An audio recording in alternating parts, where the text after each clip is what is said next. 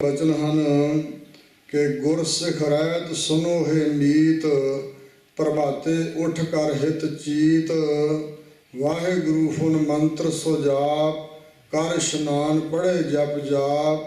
संध्या समय सुनै रह रास, कथा कीर्तन सुनै हर जास। इनमें नेम जो एक निभाए, सो सिख अमरापुरी को जाए। सतगुरु महाराज ने ये सिखां नूं महान दात बख्शी है। परमात्मा नाल इकमिक होया होया आप सरीरक तौर ते हुंदियां मुख वाक बाणी उचारी है, और जिस बाणी विच परमात्मा की सिफतो सफात है, उस वाहिगुरु दे सरूप ते तटस्थी लक्षणां दा बयान है। जिस बाणी विच परमात्मा दे नाम की महिमा है, जिस बाणी विच रतन वैराग है, जवाहर ज्ञान है, माणक मोती नाम प्रभ है, और सत संतोख विचार है, सारा कुछ ही सतगुरां दी बाणी च भरिया होया। मनुखी मन के अंदर जिहड़े शंके संशय पैदा हुंदे हन, अध्यात्मवाद के रस्ते ते चलण वाले जीआं लई सारियां शंकियां दा समाधान, सब मन के प्रश्नों के जवाब गुरु की बाणी विच सतगुरां ने दिते हुए हैं। और इस बाणी द्वारा सतसंगत करने वास्ते सानू सतगुरां ने आग्या की है। इस वास्ते क्योंकि गुरबाणी मानो सिक्खी की आत्मा है, तो सतगुरां दा रचिया होया इतिहास ये सिक्खी का शरीर है। इस वास्ते जे किसी ने सिक्खी कमानी है सतगुरां की, तो फिर इतिहास ते गुरु की बाणी नाल जुड़ना पएगा। जिहड़ा नहीं जुड़दा फिर वो मानो सिक्खी तो दूर है। इस वास्ते सतगुरु कृपा करन, ये संध्या समय गुरु के दरबार च दीवान सजिया है।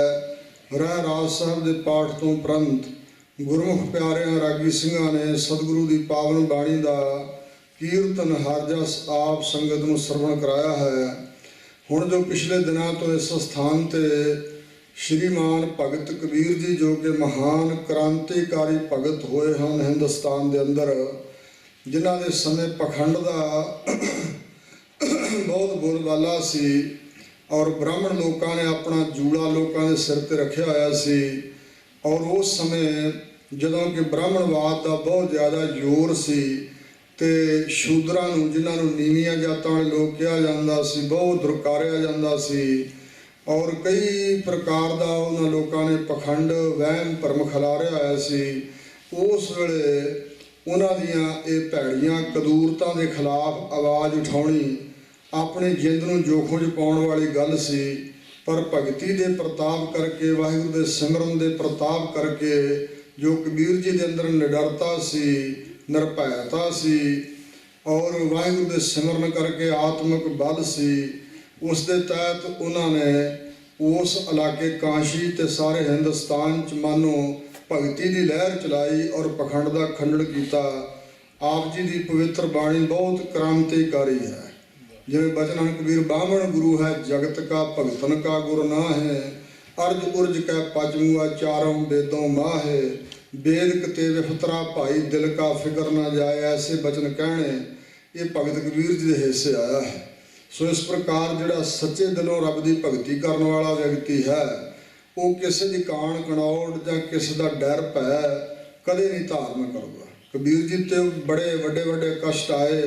उन्हें आप बाणी में ऐसिया घटनावां का जिक्र किया है, जिवें उन्होंने पकड़ के जूड़ के पंड वांग बन के हाथी के अगे सुट दिता गया सी।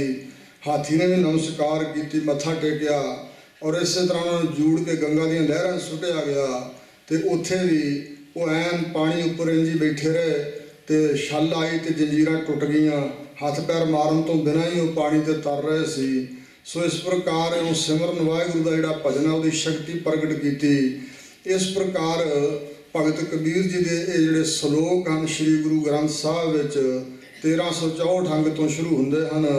सो इन्हां सलोकां की कथा व्याख्या आरंभ हुई है। ज्ञानी धर्मवीर सिंह जी आप जी नूं 2 दिन कथा सुना गए हैं। 6 सलोकां तक विचार आप जी ने पहलां सुनी है। 7वें सलोक राही श्रीमान भगत कबीर जी बाकी भगतां नालों ज़्यादा बाणी भगत कबीर जी की गुरु ग्रंथ साहब विच है। और जिस जिस राग में भगतां की बाणी है, सब तो पहले नंबर पर श्री गुरु अर्जन देव जी ने इस भगत कबीर जी की बाणी नूं लिखवाया है। आओ सदवें श्लोक तो विचार गुरु कृपा सदका श्रवण करिए जी। कबीर सब ते हम बुरे, हम तज भलो सब कोय। गज के उच्चारण करो सतनाम श्री वाहिगुरु। मनुखी मन की एक कमजोरी है, ਜਾਂ ਇੰਝ ਸਮਝ ਲਓ ਕਿ ਪ੍ਰਮਾਤਮਾ ਨੇ ਇੱਕ ਪਰਚਾ ਹੀ ਪਾਇਆ ਇਸ ਜੀਵ ਵਾਸਤੇ। ਜੋ ਵੀ ਜੀਵ ਹੈ ਧਰਤੀ ਤੇ ਸਭ ਹੰਕਾਰ ਦੇ ਵਿੱਚ ਜਿਉ ਰਿਹਾ ਹੈ। ਚਾਹੇ ਕਿਸੇ ਵੀ ਤਰ੍ਹਾਂ ਦਾ ਮਨੁੱਖ ਹੈ, ਸਧਾਰਨ ਹੈ ਜਾਂ ਵਿਦਵਾਨ ਹੈ, ਚਾਹੇ ਤਪੀਸ਼ਰ ਹੈ, ਜੋਗੀਸ਼ਰ ਹੈ, ਜੋਗੀ ਹੈ ਜਾਂ ਤਪਸਵੀ ਹੈ ਜਾਂ ਵਿਦਿਆ ਪੜ੍ਹਿਆ ਹੋਇਆ। ਸਤਿਗੁਰੂ ਗ੍ਰੰਥ ਸਾਹਿਬ ਦੇ ਬਚਨ ਨੇ ਹਮ ਬੱਡ ਕਬ ਕੁਲੀਨ ਹਮ ਪੰਡਤ ਹਮ ਜੋਗੀ ਸੰਨਿਆਸੀ ਗਿਆਨੀ ਗੁਣੀ ਸੂਰ ਹਮ ਦਾਤੇ ਇਹ ਬੁੱਧ ਕਬ ਹੈ ਨਾ ਨਾਸੀ। ਕੁਝ ਮਨੁੱਖ ਐਸੇ ਵੀ ਹਨ ਮੇਰੇ ਵਰਗੇ ਤੇ ਗੁਣ ਵੀ ਕੋਈ ਨਹੀਂ ਕੋਲ ਤਾਂ ਵੀ ਗਰਵ ਹੈ, ਹੰਕਾਰ ਹੈ। ਸਤਿਗੁਰਾਂ ਨੇ ਕਿਹਾ ਨਾਨਕ ਤੇ ਨਰ ਅਸਲ ਖਰ ਜੇ ਬਿਨ ਗੁਣ ਗਰਵ ਕਰੰਤ। ਬਿਨਾਂ ਕਿਸੇ ਗੁਣ ਤੋਂ ਫਿਰ ਵੀ ਤਕੱਬਰ ਹੰਕਾਰ ਗਰਵ ਕਰਨ ਤਾਂ ਮਹਾਰਾਜ ਕਹਿੰਦੇ ਅਸਲ ਵਿੱਚ ਉਹਨਾਂ ਨੂੰ ਖੋਤੇ ਕਹਿਣਾ ਚਾਹੀਦਾ, ਉਹ ਮਨੁੱਖ ਨਹੀਂ ਹਨ। ਤੇ ਗੁਣ ਦਾ ਹੰਕਾਰ ਕਰਨਾ ਵੀ ਇਹ ਪਰਮਾਰਥ ਦੇ ਰਸਤੇ ਵਿੱਚ ਰੁਕਾਵਟ ਹੈ। ਨਾਨਕ ਹਉਮੈ ਰੋਗ ਬੁਰੇ, ਹਉਮੈ ਦਾ ਰੋਗ ਹੀ ਬਹੁਤ ਬੁਰਾ ਹੈ। ਹਉਮੈ ਦੀਰਘ ਰੋਗ ਹੈ ਦਾਰੂ ਪੀ ਇਸ ਮਾਹੇ। ਮਤਲਬ ਇਸ ਹਿਰਦੇ ਦੇ ਅੰਦਰ, ਇਸ ਜੀਵ ਦੇ ਅੰਦਰ ਦਾਰੂ ਵੀ ਹੈ ਰੋਗ ਦਾ। ਕਿਰਪਾ ਕਰੇ ਜੇ ਆਪਣੀ ਤਾਂ ਗੁਰ ਕਾ ਸ਼ਬਦ ਕਮਾਹੇ। ਨਾਨਕ ਕਹੈ ਸੁਣੋ ਜਦੋਂ ਇਤ ਸੰਜਮ ਦੁਖ ਜਾਏ। ਸਤਿਗੁਰੂ ਦੀ ਬਾਣੀ ਇਸੇ ਵਾਸਤੇ ਹੈ। ਸਤਿਗੁਰੂ ਦੀ ਬਾਣੀ ਉਚਾਰਨ ਦਾ ਪ੍ਰਯੋਜਨ ਸਮਝਣਾ ਚਾਹੀਦਾ, ਕਥਾ ਕੀਰਤਨ ਦਾ ਪ੍ਰਯੋਜਨ ਸਮਝਣਾ ਚਾਹੀਦਾ, ਨਿਤਨੇਮ ਪਾਠ ਦਾ ਪ੍ਰਯੋਜਨ ਸਮਝਣ ਦੀ ਲੋੜ ਹੈ। ਮਨੁੱਖ ਦੀ ਇਹ ਫਿਤਰਤ ਹੈ ਕਿ ਜੋ ਵੀ ਗੁਣ ਦੇ ਵਿੱਚ ਆਈ ਜਾਂਦਾ ਉਸ ਗੁਣ ਦਾ ਨਾਲ ਨਾਲ ਹੰਕਾਰ ਵੀ ਇਹਦੇ ਸਿਰ ਤੇ ਬੋਲਦਾ, ਜੋ ਕਿ ਪਰਮਾਰਥ ਦੇ ਰਸਤੇ ਵਿੱਚ ਰੁਕਾਵਟ ਹੈ। ਰੱਬ ਤੋਂ ਵਿੱਥ ਹੀ ਇਸ ਗੱਲ ਦੀ ਪਈ ਹੋਈ ਹੈ। ਹਜ਼ੂਰ ਕਹਿੰਦੇ ਨੇ ਧਨ ਪਿਰਕਾ ਇੱਕ ਹੀ ਸੰਗ ਵਾਸਾ ਵਿੱਚ ਹਉਮੈ ਭੀਤ ਕਰਾਰੀ। ਕਰਾਰੀ ਮੈਨੇ ਕਰੜੀ, ਭੀਤ ਮੈਨੇ ਕੰਧ। ਧਨ ਜੀਵ ਰੂਪ ਇਸਤਰੀ ਦਾ ਤੇ ਫਿਰ ਪ੍ਰਮਾਤਮਾ ਪਤੀ ਦਾ ਇੱਕੋ ਹੀ ਥਾਂ ਵਾਸਾ ਹੈ ਹਿਰਦੇ ਵਿੱਚ, ਪਰ ਵਿੱਚ ਹੰਗਤਾ ਦੀ ਹੰਕਾਰ ਦੀ ਬੜੀ ਕਰੜੀ ਕੰਧ ਹੈ। ਗੁਰ ਪੂਰਾ ਹਉਮੈ ਭੀਤ ਤੋਰੀ ਜਨ ਨਾਨਕ ਮਿਲੇ ਬਨਵਾਰੀ। ਪੂਰਾ ਗੁਰੂ ਇਸੇ ਵਾਸਤੇ ਹੈ। ਪਰ ਇੱਕ ਗੁਰੂ ਹੈ, ਇੱਕ ਸਿੱਖ ਹੈ। ਜੋ ਗੁਰੂ ਦਾ ਕਰਤੱਵ ਹੈ ਉਹ ਗੁਰੂ ਨੇ ਨਿਭਾਉਣਾ ਹੈ, ਜੋ ਸਿੱਖ ਦਾ ਕਰਮ ਹੈ ਸਿੱਖ ਨੇ ਨਿਭਾਉਣਾ। ਗੁਰ ਕਹੇ ਆਸਾ ਕਾਰ ਕਮਾਓ, ਔਰ ਸਤਿਗੁਰੂ ਦੇ ਆਖੇ ਲੱਗੇਗਾ ਤੇ ਤਾਂ ਹੀ ਗੱਲ ਬਣੇਗੀ। ਕਬੀਰ ਜੀ ਨੇ ਕਿਹਾ ਨਾ, ਕਬੀਰ ਸਾਚਾ ਸਤਿਗੁਰ ਕਿਆ ਕਰੈ ਜੋ ਸਿੱਖਾਂ ਮੈਂ ਚੂਕ ਅੰਧੇ ਏਕ ਨਾ ਲਾਗੇ ਜੋ ਬਾਂਸ ਵਜਾਈ ਹੈ ਫੂਕ। ਜਿਵੇਂ ਬਾਂਸ ਵਿੱਚ ਫੂਕ ਮਾਰੀਏ ਤਾਂ ਅਗਲੇ ਪਾਰ ਲੰਘ ਜਾਂਦੀ, ਠਹਿਰਦੀ ਨਹੀਂ ਹਵਾ। ਜੇ ਇਸ ਤਰ੍ਹਾਂ ਦਾ ਜੀਵਨ ਹੈ ਕਿ ਜੋ ਮਰਜ਼ੀ ਸੁਣੀ ਜਾਏ ਤੇ ਅਮਲ ਕੋਈ ਨਾ ਕਰੇ, ਇੱਕ ਵੀ ਗੱਲ ਧਾਰਨ ਨਾ ਕਰੇ, ਤੇ ਫਿਰ ਸਤਿਗੁਰੂ ਦਾ ਕਸੂਰ ਕੋਈ ਨਹੀਂ। ਸਤਿਗੁਰੂ ਦਾ ਕੰਮ ਹੈ ਉਪਦੇਸ਼ ਪੂਰਨ ਦੇਣਾ, ਅਸਲੀ ਉਪਦੇਸ਼ ਦੇਣਾ, ਤਤ ਉਪਦੇਸ਼ ਦੇਣਾ, ਤਤ ਸਿੱਖਿਆ ਦੇਣੀ। ਜੇ ਸਿੱਖ ਗੁਰੂ ਵਾਲੇ ਪਾਸੇ ਨੂੰ ਤੁਰੇ, ਗੁਰੂ ਦਾ ਕੋਈ ਬਚਨ ਮੰਨਣ ਵਾਲੇ ਪਾਸੇ ਤੁਰੇ, ਤੇ ਫਿਰ ਸਤਿਗੁਰੂ ਬਖਸ਼ਿਸ਼ਾਂ ਬੜੀਆਂ ਵੱਡੀਆਂ ਕਰਦੇ ਨੇ। ਸਤਿਗੁਰੂ ਨੇ ਇਕੱਲਾ ਉਪਦੇਸ਼ ਨਹੀਂ ਦਿੱਤਾ, ਬਖਸ਼ਿਸ਼ਾਂ ਵੀ ਸਿੱਖਾਂ ਦੇ ਕੀਤੀਆਂ। ਪਰ ਸਿੱਖ ਦੀ ਪਰਖ ਵੀ ਥੋੜ੍ਹੀ ਬਹੁਤੀ ਜ਼ਰੂਰ ਸਤਿਗੁਰੂ ਜੀ ਕਰਦੇ ਨੇ। ਜਦੋਂ ਭਾਈ ਮੱਝ ਤੇ ਬਖਸ਼ਿਸ਼ ਕੀਤੀ ਸੀ ਤਾਂ ਹਜ਼ੂਰ ਨੇ ਕਿਹਾ ਸੀ ਮੱਝ ਕੁਛ ਮੰਗ। ਉਹਨੇ ਕਿਹਾ ਸਤਿਗੁਰੂ ਹੋਰ ਤਾਂ ਮੈਂ ਕੁਛ ਨਹੀਂ ਮੰਗਦਾ, ਆਉਣ ਵਾਲੇ ਸਮੇਂ 'ਚ ਮੇਰੇ ਜਿੰਨੀ ਪਰਖ ਨਾ ਕਰੇ ਉਸ ਸਿੱਖੀ ਦੀ। ਹਜ਼ੂਰ ਨੇ ਕਿਹਾ ਸੀ ਬਚਨ ਰਿਹਾ ਤੇਰੇ ਨਾਲ, ਇੰਨੀ ਪਰਖ ਨਹੀਂ ਕਰਾਂਗੇ, ਪਰ ਪਰਖ ਕਰਾਂਗੇ ਜ਼ਰੂਰ, ਕਿਉਂਕਿ ਖਰੇ ਪਰਖ ਖਜ਼ਾਨਾ ਪਾਈਨ ਖੋਟਿਆਂ ਨਾ ਹੀ ਥਾਂ। ਖੋਟਿਆਂ ਦਾ ਥਾਂ ਨਹੀਂ, ਖਰਿਆਂ ਨੂੰ ਪਰਖ ਕੇ ਖਜ਼ਾਨੇ 'ਚ ਕੋਈ ਪਾਉਂਦਾ। ਖੋਟਾ ਸਿੱਕਾ ਕੋਈ ਵੀ ਆਪਣੀ ਤਿਜੋਰੀ 'ਚ ਨਹੀਂ ਰੱਖੇਗਾ ਦੁਕਾਨਦਾਰ, ਉਹ ਆ ਕੇ ਮਾਰੇਗਾ ਸਾਡੇ ਪੈਰਾਂ 'ਚ। ਇਸ ਵਾਸਤੇ ਕਸਵੱਟੀ ਦਾ ਸਤਿਗੁਰੂ ਲਾਉਂਦੇ ਨੇ ਥੋੜ੍ਹੀ ਬਹੁਤੀ, ਕਿ ਸਿੱਖ ਨੂੰ ਭਰੋਸਾ ਹੈ, ਯਕੀਨ ਹੈ ਮੇਰੇ ਬਚਨਾਂ 'ਤੇ। ਜੇ ਯਕੀਨ ਕਰੇ, ਵਿਸ਼ਵਾਸ ਕਰੇ, ਤੇ ਸਤਿਗੁਰੂ ਫਿਰ ਚਰਨ ਸ਼ਰਨ ਗੁਰ ਏਕ ਪੈਂਡਾ ਜਾਏ ਚੱਲ। ਸਤਿਗੁਰ ਕੋਟ ਪੈਂਡਾ ਅੱਗੇ ਹੋਏ ਲੈ ਤਾ। ਜੇ ਸਿੱਖ ਸਿੱਖੀ ਕਮਾਉਣ ਵਾਲੇ ਪਾਸੇ ਨੂੰ ਇੱਕ ਕਦਮ ਰੱਖਦਾ ਤੇ ਸਤਿਗੁਰੂ ਕਰੋੜਾਂ ਕਦਮ ਅੱਗੋਂ ਦੀ ਮੰਨੋ ਲੈਣ ਆ ਜਾਂਦੇ ਹਨ।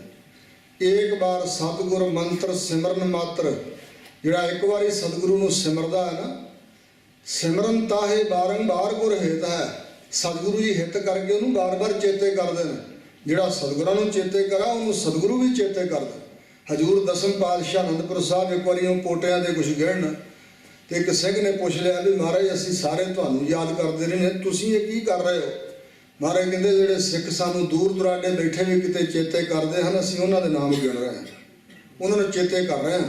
ਇਹਨੂੰ ਸਤਿਗੁਰਾਂ ਜਣਾਇਆ ਸੀ ਕਿ ਸਾਥੋਂ ਭੁੱਲਿਆ ਹੋਇਆ ਨਹੀਂ ਕੋਈ, ਕਿਹਦੇ ਅੰਦਰ ਕੀ ਭਾਵਨਾ ਹੈ ਸਤਿਗੁਰੂ ਸਭ ਜਾਣਦਾ। ਸਤਿਗੁਰੂ ਸਾਡੇ ਵਰਗੇ ਮਨੁੱਖ ਨਹੀਂ ਹਨ ਤੇ ਉਹਨਾਂ ਦੇ ਨੇਤਰ ਵੀ ਸਾਡੇ ਵਰਗੇ ਨਹੀਂ। ਇਹ ਨੇਤਰ ਤਾਂ ਥੋੜੀ ਦੂਰੀ ਤੱਕ ਵੇਖ ਸਕਦੇ ਨੇ, ਪਰ ਸਤਿਗੁਰੂ ਅਕਾਲ ਪੁਰਖ ਵਾਹਿਗੁਰੂ ਜੀ ਜਿੰਨੀ ਸ੍ਰਿਸ਼ਟੀ ਸਾਜੀ ਹੈ, ਏਡੇ ਵੱਡੇ ਨੇਤਰ ਹਨ ਵਾਹਿਗੁਰੂ ਦੇ ਕਿ ਸਾਰੀ ਸ੍ਰਿਸ਼ਟੀ ਨੂੰ ਵੇਖ ਰਹੇ। ਏਡੀ ਵੱਡੀ ਜਾਣਕਾਰੀ ਹੈ ਕਿ ਹਿਰਦਿਆਂ ਦੇ ਵਿੱਚ ਜੋ ਕੁਝ ਹੈ ਨਾ, ਸਾਰੀ ਸ੍ਰਿਸ਼ਟੀ ਦੇ ਹਿਰਦਿਆਂ ਵਿੱਚ, ਉਹਨੂੰ ਵੀ ਵਾਹਿਗੁਰੂ ਜੀ ਜਾਣਦੇ ਨੇ। ਦਸਮ ਪਾਤਸ਼ਾਹ ਦਾ ਇੱਕ ਬਚਨ ਹੈ, ਹਸਤੀ ਕੀ ਚਿੰਗਾਰ ਪਹੁੰਚਤ ਹੈ ਪਾਤਸ਼ਾਹ ਤਾਹੇ, ਚੀਟੀ ਕੀ ਪੁਕਾਰ ਪਹਿਲੇ ਸੁਣੀਅਤ ਹੈ। ਕਦੇ ਕੀੜੀ ਦੀ ਆਵਾਜ਼ ਸੁਣੀ ਹੈ ਕਿਸੇ ਨੇ? ਨਹੀਂ। ਹਾਥੀ ਚਿੰਗਾੜ ਬਾਰੇ ਤੇ ਬੜੀ ਦੂਰ ਤੱਕ ਸੁਣਦਾ, ਪਰ ਪਰਮਾਰਥ ਦੇ ਰਸਤੇ ਤੇ ਗੱਲ ਨਹੀਂ ਚੱਲਦੀ ਕਿ ਕੌਣ ਉੱਚੀ ਬੋਲਦਾ ਹੈ, ਉਹਦੇ ਹਿਰਦੇ ਵਿੱਚ ਕੀ ਹੈ ਇਹ ਸਮਝਦੇ ਸਤਿਗੁਰੂ ਜੀ ਕਿ ਕਿਸ ਹਿਰਦੇ ਤੋਂ ਬੋਲ ਰਿਹਾ। ਦੇਖੋ ਇੱਥੇ ਸਾਰਿਆਂ ਨੇ ਅਸੀਂ ਆ ਕੇ ਮੱਥਾ ਟੇਕਿਆ, ਸਾਰਿਆਂ ਨੂੰ ਫਲ ਇੱਕੋ ਜਿਹਾ ਨਹੀਂ ਹੋਏਗਾ। ਕਿਉਂ? ਕਿਉਂਕਿ ਸਾਰਿਆਂ ਦੀ ਭਾਵਨਾ ਇੱਕ ਜੈਸੀ ਨਹੀਂ, ਸਾਰਿਆਂ ਦਾ ਗੁਰੂ ਤੇ ਵਿਸ਼ਵਾਸ ਇੱਕ ਜੈਸਾ ਨਹੀਂ, ਸਾਰਿਆਂ ਦੀ ਪੂਰਬਲੇ ਜਨਮਾਂ ਦੀ ਕਮਾਈ ਇੱਕ ਜੈਸੀ ਨਹੀਂ, ਸਾਰਿਆਂ ਦੀ ਅੰਦਰਲੀ ਮਾਨਸਿਕ ਅਵਸਥਾ ਇੱਕ ਜੈਸੀ ਨਹੀਂ, ਸਾਰਿਆਂ ਦੀਆਂ ਇੱਛਾਵਾਂ ਇੱਕ ਜਿਹੀਆਂ ਨਹੀਂ। ਕਿਸੇ ਦੀ ਕੋਈ ਇੱਛਾ, ਕੋਈ ਕੁਝ ਮੰਗਦਾ, ਕੁਝ ਮੰਗਦਾ, ਕੁਝ ਮੰਗਦਾ, ਫਲ ਵੱਖਰਾ ਵੱਖਰਾ ਹੈ। ਸਤਿਗੁਰੂ ਹਰਿਕ੍ਰਿਸ਼ਨ ਸਾਹਿਬ 8ਵੇਂ ਪਾਤਸ਼ਾਹ ਦੇ ਦਰਬਾਰ 'ਚ ਇੱਕ ਸਿੱਖ ਆਇਆ, ਚੋਰ ਸਿੱਖ ਨਹੀਂ ਸੀ, ਚੋਰ ਸੀ, ਔਰ ਜਸਵੰਤ ਰਾਏ ਉਹਦਾ ਨਾਂ ਸੀ। ਜਿਵੇਂ ਹੋਰ ਸੰਗਤ ਮੱਥਾ ਟੇਕ ਰਹੀ ਸੀ, ਉਹਨੇ ਵੀ ਮੱਥਾ ਟੇਕਿਆ, ਪਰ ਉਹਦੇ ਦਿਲ 'ਚ ਕੀ ਆਇਆ? ਸਤਿਗੁਰੂ ਹਰਿਕ੍ਰਿਸ਼ਨ ਸਾਹਿਬ ਮਹਾਰਾਜ ਨੂੰ ਜਦੋਂ ਗੁਰਗੱਦੀ ਦਿੱਤੀ 7ਵੇਂ ਪਾਤਸ਼ਾਹ ਨੇ, ਉਦੋਂ ਉਹਨਾਂ ਦੀ 5.25 ਸਾਲ ਉਮਰ ਸੀ, 5 ਸਾਲ 3 ਮਹੀਨੇ ਉਮਰ ਕੇਵਲ। ਤੇ ਉਦੋਂ ਜਿਹੜੇ ਸਿੱਖ ਸਤਿਗੁਰੂ ਤੇ ਸ਼ਰਧਾ ਰੱਖਦੇ ਹੋਣਗੇ, ਬਹੁਤ ਉੱਚੀਆਂ ਭਾਗਾਂ ਵਾਲੇ, ਗੁਰਮੁਖ ਕਮਾਈ ਵਾਲੇ, ਸ਼ਰਧਾ ਵਾਲੇ ਹੋਣਗੇ।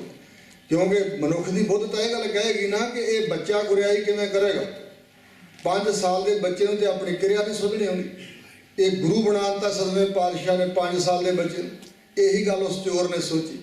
ਤੇ ਜਿਹੜੇ ਲੋਕ ਮੱਥੇ ਟੇਕ ਰਹੇ ਬੇਵਕੂਫ ਨੇ। ਆ 5 ਸਾਲ ਦਾ ਬੱਚਾ ਗੱਦੀ 'ਤੇ ਬਿਠਾ ਕੇ ਮੱਥਾ ਟੇਕ ਰਿਹਾ, ਇਹਨੂੰ ਕੀ ਪਤਾ? ਔਰ ਨਾਲ ਉਹਦੇ ਭਾਵਨਾ ਮਨ 'ਚ ਸੀ ਕਿ ਇਹ ਜਿਹੜੇ ਬੁੱਧੂ ਲੋਕ ਆਏ ਹੋਏ ਨੇ ਨਾ, ਇਹਨਾਂ ਦੀਆਂ ਗਠੜੀਆਂ 'ਚੋਂ ਮਾਇਆ ਚੋਰੀ ਕਰਾਂਗੇ, ਰਾਤ ਨੂੰ ਚੰਗਾ ਦਾ ਲੱਗੇਗਾ। ਇਸ ਭਾਵਨਾ ਨਾਲ ਆਇਆ, ਚੰਮਦਾ ਮੱਥਾ ਉਹਨੇ ਵੀ ਟੇਕਿਆ ਧਰਤੀ। 10-20 ਬੰਦੇ ਮਜ਼ਦੂਰੀ ਕਰਨ ਤੇ ਇੱਕੋ ਜਿਹਾ ਰੋਜ਼ੀਨਾ ਮਿਲੇਗਾ, ਇੱਕੋ ਜਿਹੇ ਪੈਸੇ ਮਿਲਣਗੇ ਜਿੰਨੇ ਘੰਟੇ ਨਾਲ ਕੰਮ ਕੀਤਾ। ਪਰ ਜੇ 10 ਬੰਦੇ ਇੱਥੇ ਨਿਤਨੇਮ ਕਰਨ ਜਾਂ ਲੰਗਰ ਸੇਵਾ ਕਰਨ ਜਾਂ ਇੱਥੇ ਕੀਰਤਨ ਕਥਾ ਸੁਣਨ ਗੁਰਦੁਆਰਾ ਸਾਹਿਬ ਆਉਣ ਤੇ ਇੱਕੋ ਜਿਹਾ ਫਲ ਨਹੀਂ ਹੋਏਗਾ। ਮੈਂ ਅੱਗੇ ਪਹਿਲਾਂ ਬੇਨਤੀ ਕਰਦੀ ਵੀ ਕਿਉਂ? ਕਿਉਂਕਿ ਇੱਥੇ ਅੰਦਰ ਦੇ ਲਿਹਾਜ਼ ਨਾਲ ਫਲ ਮਿਲਦਾ, ਅੰਦਰ ਦੀ ਭਾਵਨਾ ਦੇ ਅਨੁਸਾਰ ਫਲ ਮਿਲਦਾ, ਇੱਥੇ ਸਰੀਰਕ ਕਿਰਿਆ ਦੇ ਅਨੁਸਾਰ ਨਹੀਂ। ਕਿਰਿਆ ਹੈ ਮੱਥਾ ਟੇਕਣਾ ਸ਼ਰਧਾ ਨਾਲ, ਸੋ ਸੀਸ ਨਿਵਾਉਣਾ ਚਾਹੀਦਾ, ਆਪਣੇ ਗੁਰੂ ਨੂੰ ਰੋਜ਼ ਨਮਸਕਾਰ ਕਰਨੀ ਚਾਹੀਦੀ, ਪਰ ਭਾਵਨਾ ਵੀ ਅੰਦਰ ਚਾਹੀਦੀ ਹੈ। ਜਿਹਾ ਸਤਿਗੁਰ ਘਰ ਜਾਣਿਆ ਤੇਹੋ ਜਿਹਾ ਸੋ ਹੋਏ, ਗੁਰੂ ਗ੍ਰੰਥ ਸਾਹਿਬ ਦਾ ਬਚਨ ਹੈ। ਭੀਮ ਚੰਦ ਜਿਹੜਾ ਕਹਿਲੂਰੀਆ ਸੀ, ਗੁਰੂ ਗੋਬਿੰਦ ਸਿੰਘ ਦੇ ਦਰਸ਼ਨ ਤੇ ਉਹ ਵੀ ਕਰਦਾ ਸੀ, ਪਰ ਉਹਦੇ ਅੰਦਰ ਭਾਵਨਾ ਕੋਈ ਨਹੀਂ ਸੀ, ਖੋਟ ਸੀ। ਸਤਿਗੁਰਾਂ ਦੇ ਕੋਲੋਂ ਆਪਣੇ ਮੁੰਡੇ ਜਮੇਰ ਚੰਦ ਦੇ ਮੰਗਣੀ ਵਾਸਤੇ ਪ੍ਰਸ਼ਾਦੀ, ਹਾਥੀ, ਚੰਦਨ ਦੀ ਚੌਂਕੀ, ਸਾਰੀ ਚੀਜ਼ਾਂ ਮੰਗਦਾ ਸੀ ਭਈ ਮੰਗਣੇ ਵਾਸਤੇ, ਕੁਝ ਸਮੇਂ ਵਾਸਤੇ ਦਿਓ, ਪਰ ਅੰਦਰ ਖੋਟ ਸੀ। ਤੇ ਗੁਰੂ ਕੀ ਕਰੇਗਾ, ਸਾਥੋਂ ਕਿਵੇਂ ਲਿਆਏਗਾ ਵਾਪਸ? ਕਿ ਅੰਦਰ ਖੋਟ ਰੱਖੀ ਸੀ। ਉਹ ਕੀ ਸਮਝਦਾ ਸੀ ਵੀ ਗੁਰੂ ਨੂੰ ਪਤਾ ਕੁਛ ਨਹੀਂ, ਪਰ ਸਤਿਗੁਰੂ ਜਾਣਦੇ ਸੀ, ਇਸ ਕਰਕੇ ਨਹੀਂ ਦਿੱਤੀ। ਕਹਿਣ ਲੱਗੇ ਇਹ ਗੁਰੂ ਘਰ ਦੀਆਂ ਚੀਜ਼ਾਂ ਗੁਰੂ ਘਰ 'ਚ ਰਹਿੰਦੀਆਂ, ਇਹ ਕਿਸੇ ਦੁਨਿਆਵੀ ਰਾਜੇ ਮਹਾਰਾਜੇ ਵਾਸਤੇ ਨਹੀਂ ਹਨ। ਖੈਰ ਵੈਰ ਪੈ ਗਿਆ, ਜੰਗ ਵੀ ਹੋਈ, ਭੰਗਾੜੀ ਦੀ ਜੰਗ ਇਸ ਕਾਰਨ ਕਰਕੇ ਹੋਈ। ਰਹੋ ਵਿਚਾਰ ਇਸ ਵਾਸਤੇ ਉਹ ਚੋਰ ਨੇ ਅਸੀਂ ਭਾਵਨਾ ਨਾਲ ਮੱਥਾ ਟੇਕਿਆ, ਪਰ ਧੰਨ ਮੇਰੇ ਸਤਿਗੁਰੂ ਦਾ ਦਰਬਾਰ ਹੈ। ਸਤਿਗੁਰੂ ਜੀ ਇੱਕ ਵਾਰੀ ਮੌਕਾ ਸਭ ਨੂੰ ਦਿੰਦੇ। ਸਤਿਗੁਰਾਂ ਨੇ ਇੱਕ ਸ਼ਬਦ ਦਾ ਤੀਰ ਚਲਾਇਆ ਉਹਦੇ ਵੱਲ, ਤੇ ਸੱਜਣਾ ਤੂੰ ਕੀ ਸਮਝਦਾ ਵੀ ਸਾਨੂੰ ਪਤਾ ਕੁਛ ਨਹੀਂ। ਸਤਿਗੁਰੂ ਜੀ ਨੇ ਗੁਰੂ ਗ੍ਰੰਥ ਸਾਹਿਬ ਦਾ ਇੱਕ ਬਚਨ ਪੜ੍ਹਿਆ, ਚੋਰ ਕੀ ਹਮਾ ਭਰੇ ਨਾ ਕੋਏ, ਚੋਰ ਕੀਆ ਚੰਗਾ ਕਿਉਂ ਹੋਏ। ਜਿਸ ਵੇਲੇ ਸ਼ਬਦ ਦਾ ਤੀਰ ਵੱਜਾ ਤੇ ਉਹ ਸਾਡੇ ਨਾਲੋਂ ਮੈਂ ਸਮਝਦਾ ਲੱਖ ਦਰਜੇ ਚੰਗਾ ਸੀ। ਭਾਵੇਂ ਉਹ ਚੋਰ ਸੀ, ਪਰ ਇੱਕੋ ਹੀ ਤੀਰ ਵੱਜਾ ਤੇ ਹਿਰਦੇ ਨੂੰ ਪੁੜ ਗਿਆ। ਹਜ਼ੂਰ ਦੀ ਬਾਣੀ ਦਾ ਬਚਨ ਹੈ, ਨਾਨਕ ਮਨ ਹੀ ਕੋ ਮਨ ਮਾਰ ਸੀ, ਜੇ ਸਤਿਗੁਰ ਭੇਟੈ ਸੋਏ। ਮਨ ਨੂੰ ਹੀ ਚੰਗਾ ਮਨ ਮਾਰ ਦਿੰਦਾ ਹੈ ਜੇ ਸਮਝਾਈਏ ਆਪਣੇ ਮਨ ਨੂੰ। ਆਤਮਾ ਦੀ ਆਵਾਜ਼ ਦੁਆਰਾ ਤੇ ਮਨ ਸਮਝਾਇਆ ਜਾ ਸਕਦਾ। ਉਹਨੇ ਕਿਹਾ ਵੀ ਮਨਾ ਵੇਖ, ਜਿਹੜਾ ਗੁਰੂ ਪਹਿਲਾਂ ਜਾਣ ਗਿਆ ਕਿ ਤੂੰ ਚੋਰੀ ਦੀ ਭਾਵਨਾ ਨਾਲ ਆਇਆ, ਤੇਰੇ ਵੱਲ ਵੇਖ ਕੇ ਸਤਿਗੁਰੂ ਚੋਰ ਕਹਿ ਰਹੇ ਨੇ ਤੈਨੂੰ। ਜਦੋਂ ਗਠੜੀਆਂ ਚੋਂ ਮਾਇਆ ਚੋਰੀ ਕਰੇਗਾ ਕਿ ਸਤਿਗੁਰੂ ਜੀ ਵੇਖਦੇ ਨਹੀਂ ਹੋਣਗੇ? ਇਹਦੋਂ ਅੱਗੇ ਹੁਣ ਕੁਛ ਨਹੀਂ, ਮਰ ਜਾ ਮਨਾ, ਡਿੱਗ ਪੋ ਇੱਥੇ। ਉਸਨੇ ਸਤਿਗੁਰੂ ਹਰਿਕ੍ਰਿਸ਼ਨ ਸਾਹਿਬ ਦੇ ਚਰਨਾਂ ਤੇ ਮੱਥਾ ਰੱਖਤਾ। ਹੁਣ ਅਸਲੀ ਮੱਥਾ ਡਿੱਗਿਆ। ਪਹਿਲਾਂ ਬਨੌਟੀ ਸੀ, ਚੰਨ ਦਾ ਮੱਥਾ ਲੱਗਾ ਸੀ, ਧਰਤੀ ਨਾਲ ਸਿਰਫ ਗਿਰਿਆ। ਹੁਣ ਅੰਦਰਲਾ ਮੱਥਾ ਲੱਗਾ ਗੁਰੂ ਚਰਨਾਂ ਨਾਲ, ਧਰਤੀ ਤੇ ਡਿੱਗ ਪਿਆ। ਸਤਿਗੁਰੂ ਦੇ ਚਰਨ ਫੜ ਲਏ ਤੇ ਜਾਰੋ ਕਤਾਰ ਰੋਣ ਲੱਗ ਪਿਆ। ਕਹਿਣ ਲੱਗੇ ਸੱਜਣਾ ਉੱਠ, ਕੀ ਗੱਲ ਹੋਈ?